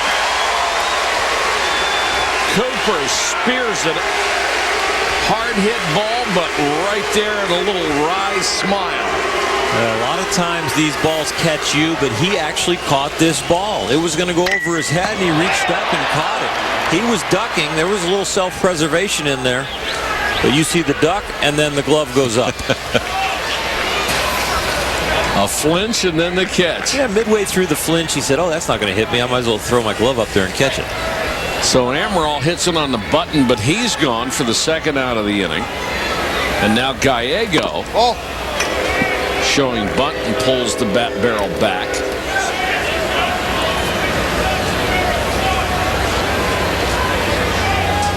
Only 3 balls hit out of the infield against Cooper tonight. One of them, that soft line drive down the right field line that was a base hit by Rodriguez.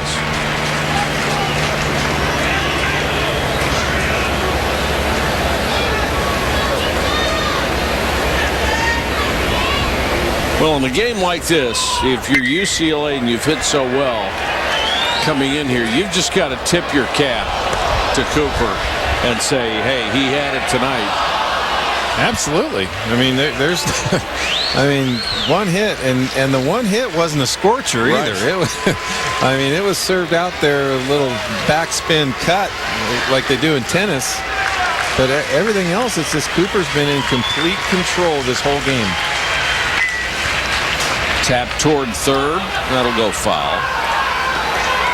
And it is a little unexpected because he's 12-2 with a 2.86 coming into this game. He had thrown 129 innings with 108 hits. The batting average against for him coming into this game was 230. For his whole team, the batting average against was 228. So he was 0.02 of a point higher than the team batting average against. So he's not like he was this dominant guy that you'd expect to throw a 1-hitter, but he has made his pitches, made the ball move, didn't back down, and there's another unexpected great pitching performance there from Mr. Roth that we saw from him as a reliever, throws the complete game. So I'm going to say Ross is way more. Oh, way more. Way more. I mean, I'm telling you, I really expected him to throw 3 innings. So did they. Yeah, I mean, you talk to Coach Tanner, he's 3 or 4, and you just never saw anybody warming up. Struck him out. Cooper pitching his 2nd straight outing on 3 days rest. Has been terrific.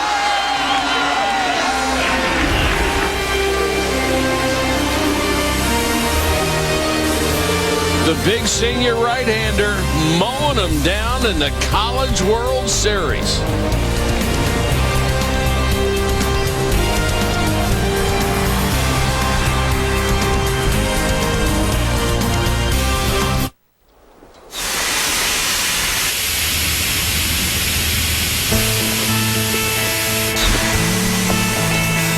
By supporting our corporate partners, you breathe life into more than 400,000 student-athletes' dreams.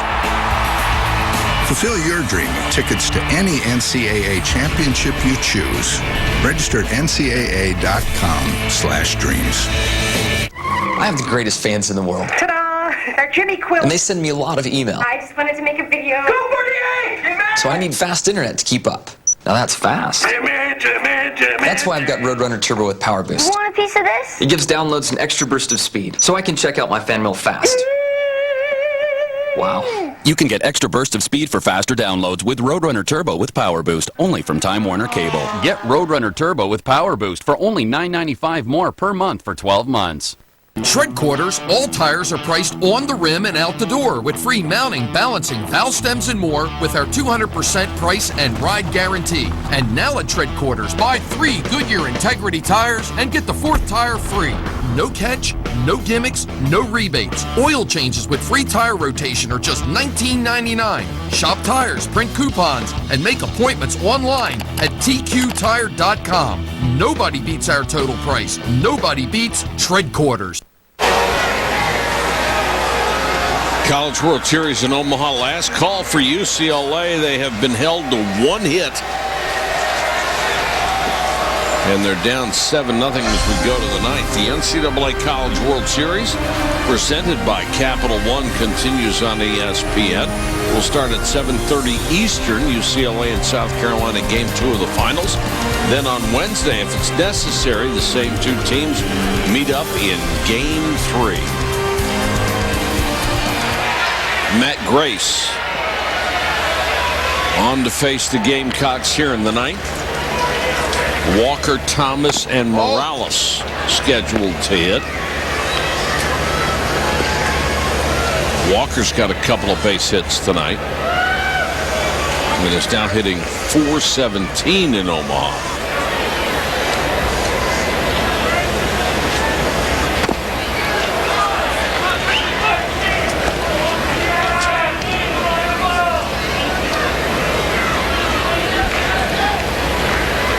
Grace on the mound, one of 11 Bruins who were drafted this year.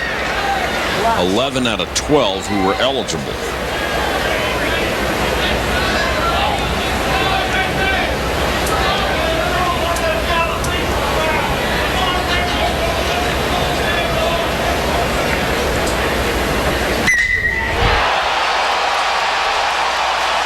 Bomb to deep left center, and the wind knocks it down again.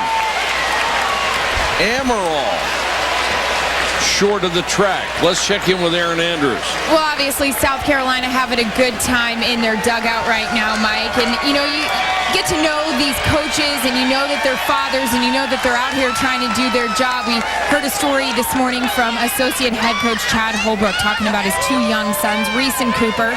And unfortunately, Coach Holbrook's wife was dealing with a little dehydration the other day when they were beating Clemson. And after the game, she simply told her husband, just watch the boys. I'm going to run to the bathroom real quick. Well, Coach said he was trying to be a good husband and take care of his wife. He looked down and his kids were gone. So apparently for 15 minutes, the boys were gone. Security here at Rosenblatt was looking everywhere. The baseball players were looking everywhere. And what's even better about it, Clemson, who South Carolina has a huge rival with, started getting off the bus and looking for the boys as well. Well, where were they? Of course, they were with head coach Ray Tanner in the media room, trying to get some autograph. I think they were looking for the Legends autograph, weren't they? No. But it scared him to death, obviously. The best part of that story to me, Clemson and South Carolina just hate each other. I mean, let's be honest about it. And the Clemson players just were eliminated from the College World Series. They get off the bus and go scrambling, looking for the son of the coach or one of the South Carolina coaches. Yeah, that's pretty good stuff. That's just a classy move. But they were with Uncle Ray. All's well that ends well. Adam Matthews is the pinch hitter for Brady Thomas, the DH. With 1 out here in the South Carolina 9th. Matthews had been the starter in left field for much of the year. Started 55 ball games. knocks this one back through the box for a base hit. You can keep up with all of the NCAA College World Series information by logging on to NCAA.com. It's the official online home for all 88 NCAA championships.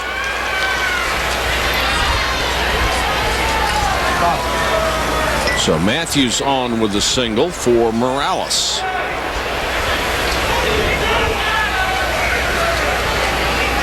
And now they want to come out and talk to Matt Grace.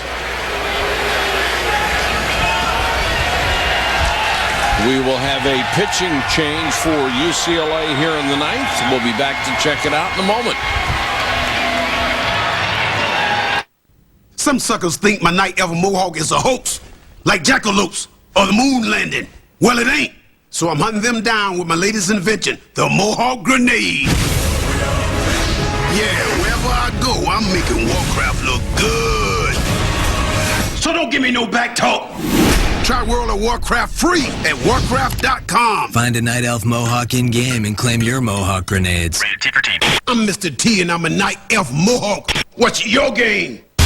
Right now, get incredible deals on the world's best-selling brand of watercraft and sport boats, Sea-Doo, and get a 4-year limited warranty. Plus, get special financing as low as 3.9% APR on select models. But hurry, this amazing offer from Sea-Doo ends July 3rd. That's a 4-year limited warranty, plus special low financing. Go to seadoo4.com for details. This offer expires July 3rd, so act now. Hotwire.com knows the secret to an excellent getaway. Get a 4-star hotel at a 2-star price from Hotwire and have extra money for shopping or a night out. Hotwire has special deals with hotels. When hotels have unsold rooms, they use Hotwire to fill them, so you get them at ridiculously low prices. Like 4 stars in Chicago. Hotwire hot rate from $76. Hotwire.com. 4-star hotels, 2-star prices. HOTWIRE, Hotwire.com. Save big on car rentals, too, from $13.95 a day. We're in the ninth, and South Carolina leading UCLA 7-0. Here is this game one. Best 2 out of 3 in the College World Series. The new pitcher, Scott Griggs, a freshman from Alamo, California. This is only his 8th game this season. He has an ERA of 7.36, but has only pitched 7 1/3. Struck out 9 and walked 8 over that time. So he's getting a little College World Series experience here in the 9th inning.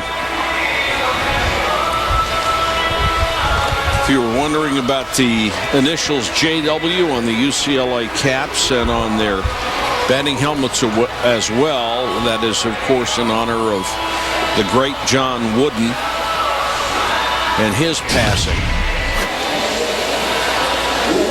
And of course, you can't have a UCLA Hall of Fame without a huge section devoted to someone who shaped the course of college basketball during his time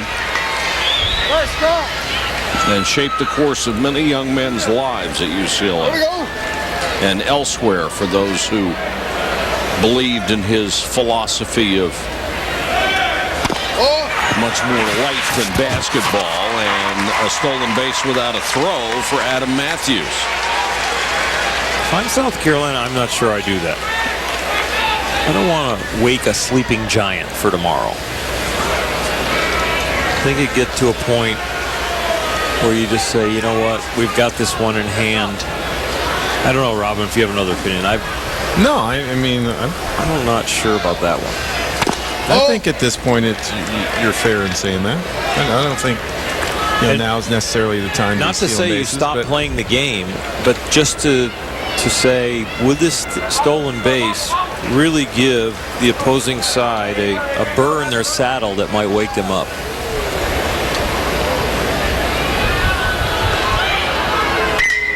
(2-0), chop back up the middle. That's to the shortstop, Gallego. He throws across for the out. And Morales is gone for the 2nd out of the inning.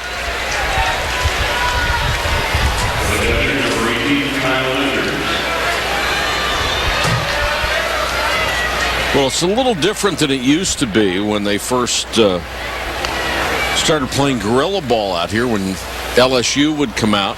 If you were up 12-0, you were running. You did whatever you want. Because LSU could put 12 on you in one inning.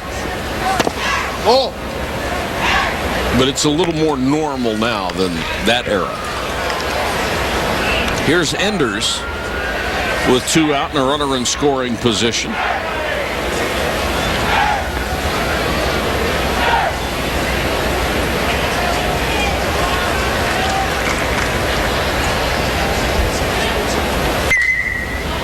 This one's fouled out of play.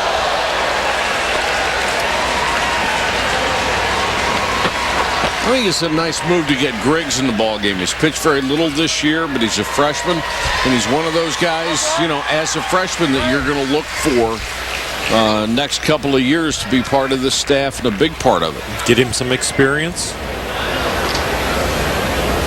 I'll tell you, on this staff, because you're a freshman and you didn't get many innings doesn't mean that you didn't have any talent. No. It just means that you're behind some upperclassmen that are going to be leaving through the draft and turn professional, and you're going to be calling them for tickets someday until you're there. Guys that were big-time draft choices in front of you. He's bringing it up there at 95. That one's fouled back out of play off the facade.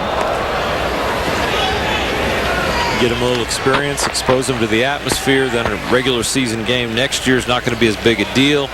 The game will slow down for him, and if they come back to Omaha and to the new stadium in the future, he can say to his guys, as an upperclassman and a leader, I've done this before.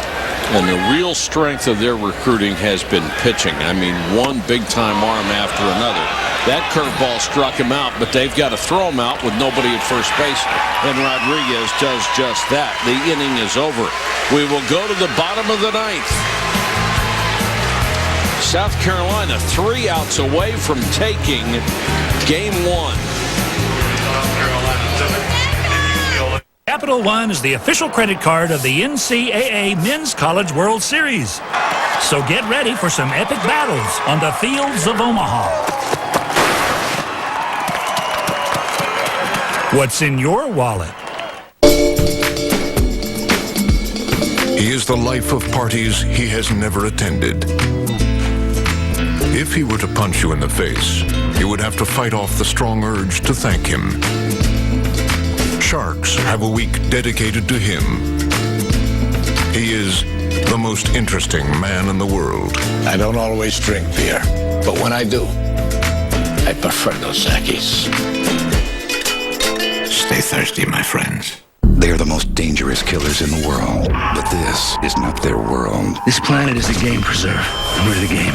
On July 9th, the hunters are the hunted. Predators, rated R.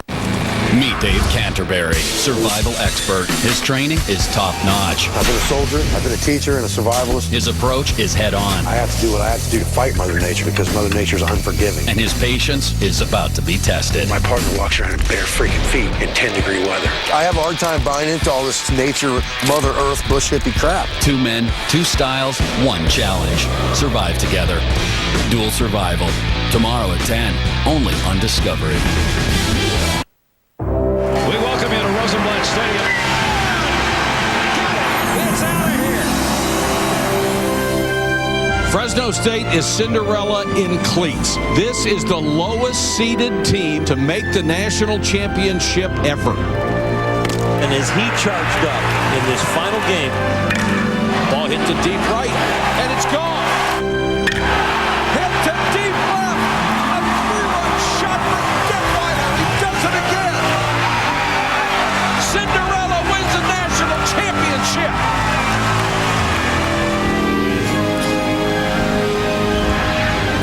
That was certainly magic for Fresno State and the Gamecock.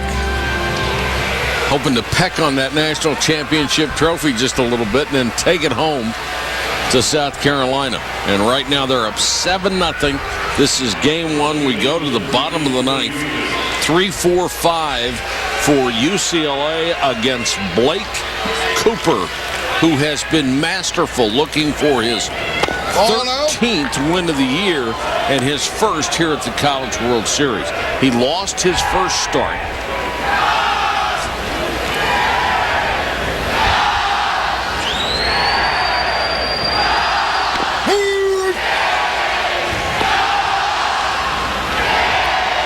Well, there is more to pitching than velocity, and sometimes we lose that. He's pitched very, very well. He's touched 90 miles an hour. The main thing he's done is he's changed speeds. He's used both sides of the plate. He's had the ball going left to right and right to left. In other words, he knows how to pitch. Yeah, he's done very, very well. He has retired the last 11 that he has faced since the only base hit he gave up to Steve Rodriguez in the 5th. I mean, when we show this shot from behind home plate, it almost looks like he's throwing BP, but you can't hit. I mean, it just looks like a BP pitcher. And what I'm saying by that is he doesn't have a lot of effort. It's just very fluid, but you just can't pick up the ball out of his hand.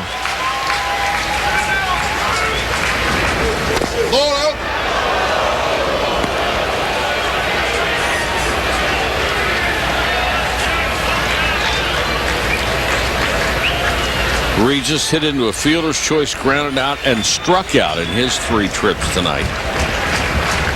Came in hitting .375 here in Omaha. And there's a solid single to right as Cody Regis leads off the 9th inning for UCLA. Our Capital One player of the game, South Carolina starter Blake Cooper.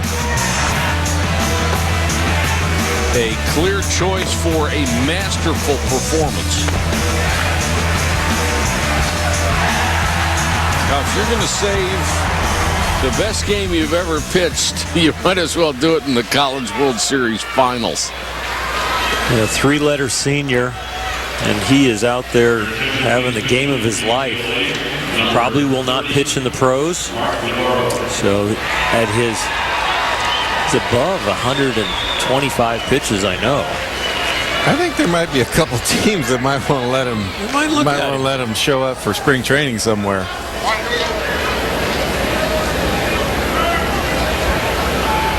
Mark Navarro is the pinch hitter. Oral, isn't that one of the weaknesses of Major League Scouting, that a guy who is not going to scare a radar gun is not going to get an opportunity anywhere? You don't get an opportunity, not because of yourself.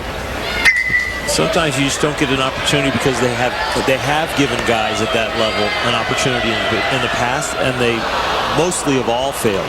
Now, sometimes you find that needle in a haystack that makes it through and understands it and figures it out. But the greater majority have to throw at a certain level of velocity and a certain type of break and have a certain kind of command that they think that's going to be the one that is successful. But I'll tell you what, if he could throw 86 to 90 miles an hour with the movement that he has right here and changing speeds, getting 10 to 12 to 15 miles an hour differential on his pitches, he's got a chance. We've seen it happen in the big league. We've seen guys win at this level. Well, he's done that tonight. They probably just didn't see it consistent enough, He has fallen behind Navarro just in case Taylor and Carter heating up in the bullpen. So you could drop this outing into an A-ball game, a professional ball, and he'd be very successful. Strike called. Navarro taking it all the way, just trying to get on board. If you're down 7-0, you need base runners.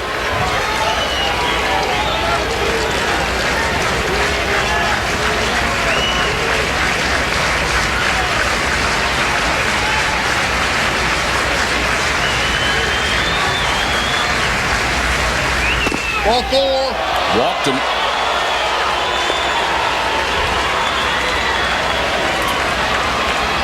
SportsCenter follows us. We invite you to stay tuned for that and get caught up on everything in the world of sports that's going on. Still a lot of World Cup action, even though the United States has been eliminated. And, of course, a lot of baseball to talk about. Robin, as a hitter, when you face somebody like a Strasburg that throws 99 miles an hour, somebody with, a lot of pitches, a lot of skills. Is it more frustrating to face somebody like this who doesn't have that huge 12-6 breaking ball of the 99-mile-an-hour fastball, and you still can't hit him? Yeah, because, a guy that's just blowing it by you with a nasty curveball, you take what you get when you go up there and you walk back to the dugout, tip your cap.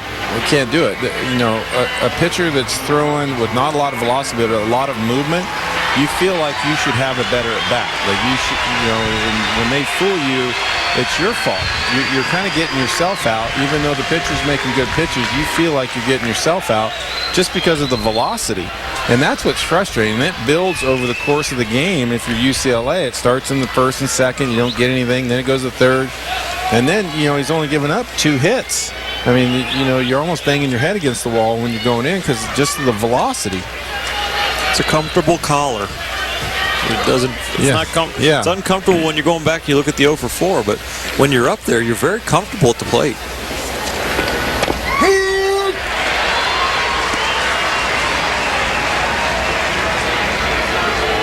See a guy like this at the big league level, and it's the pitcher that gets the first hit, the ninth at bat. Exactly. Everybody else is 0 for 8, and you get down to the pitcher in the National League, and he gets a hit, and he goes, you guys are overthinking this. Regis at second, Navarro at first, and this one's popped up into shallow right field. Could be trouble, and it is. Drops for a base hit, and nearly another collision as Wingo went out and Merrifield came on. Well, sometimes you can get a little gun shy after your first collision of going in the outfield, and this one's dropped into no man's land right in the middle. But unlike the last time, they're coming in, they see each other, and they just avoid. I don't know if they would actually run in, but he reads it first, he steps back, and then he comes in. But you can tell by where he slides, he's going to make sure he doesn't make contact, especially in a 7-0 game. Well, Cooper will not finish the ball game after he has loaded the bases here in the ninth, but he will get a standing ovation from this South Carolina crowd, and certainly he deserves it. A brilliant performance by the senior from Nices, South Carolina. And those aren't boos, that's Coop. Still 7-0, but UCLA rallying in the ninth.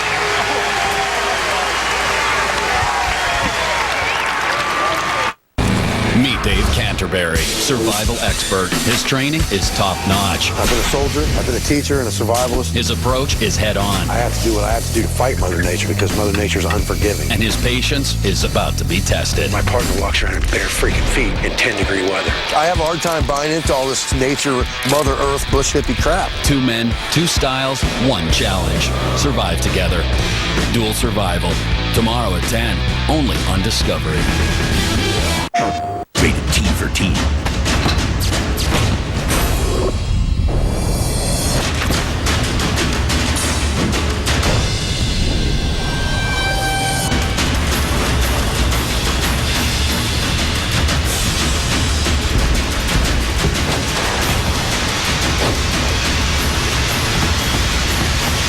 UFC Undisputed 2010 in stores now.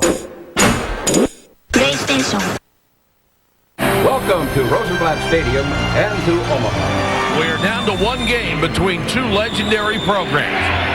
Deep right, a 3-run bomb. Sean Ochenko against the lefty comes through with a 2-run single. That's it. LSU wins it.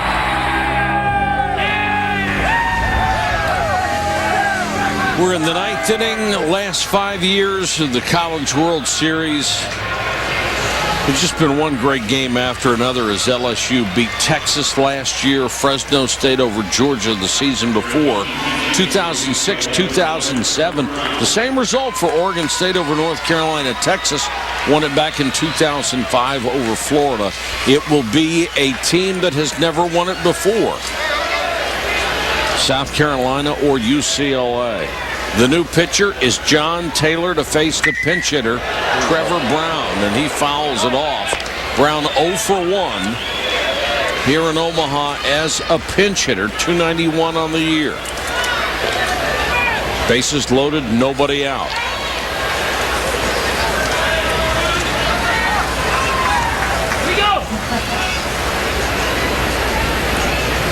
Ball.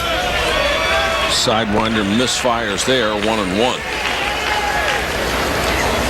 The whole goal for UCLA is to get the tying run to the plate. That's all you're working for now. It's a long way to go, but that's what you're thinking. 27th game of the year for Taylor. Couldn't check his swing, could Brown. And it's 1-2.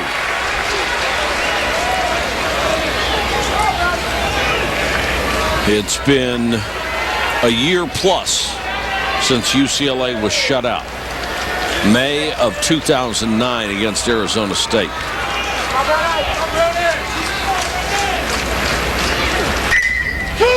On the ground, could be a double play. The second for one, on to first.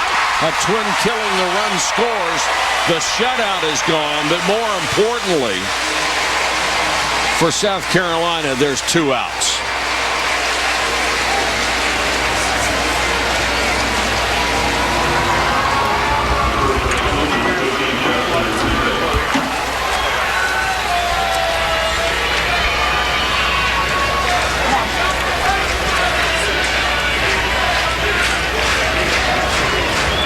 The last hope, Justin Uribe, the lefty, against the side-arming right-hander John Taylor from Florence, South Carolina.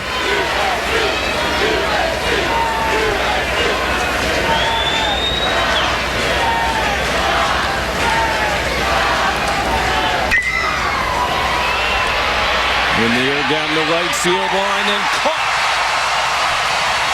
John Taylor comes on to close it down. Nice job by him.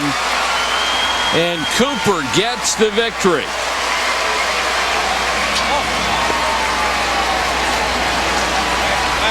That was a heck of a performance by South Carolina.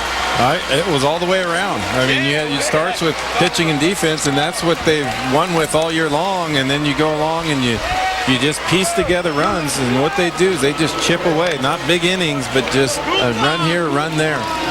136 pitches for Cooper. That's some outing, Oral. Beloved by his teammates, 136 senior leadership. He did a great job pitching, but these two teams, we will see him again tomorrow. South Carolina was 1 strike away from elimination. Now they're 1 win away from a national championship. The final 7-2 tomorrow night from Omaha in the College World Series. It's game 2 of the championships at 7:30 Eastern. This has been a presentation of ESPN, the worldwide leader in sports, along with Oral Hershiser, Robin Ventura, Aaron Andrews, Kyle Peterson, and our entire crew. This is Mike Patrick. Good night from the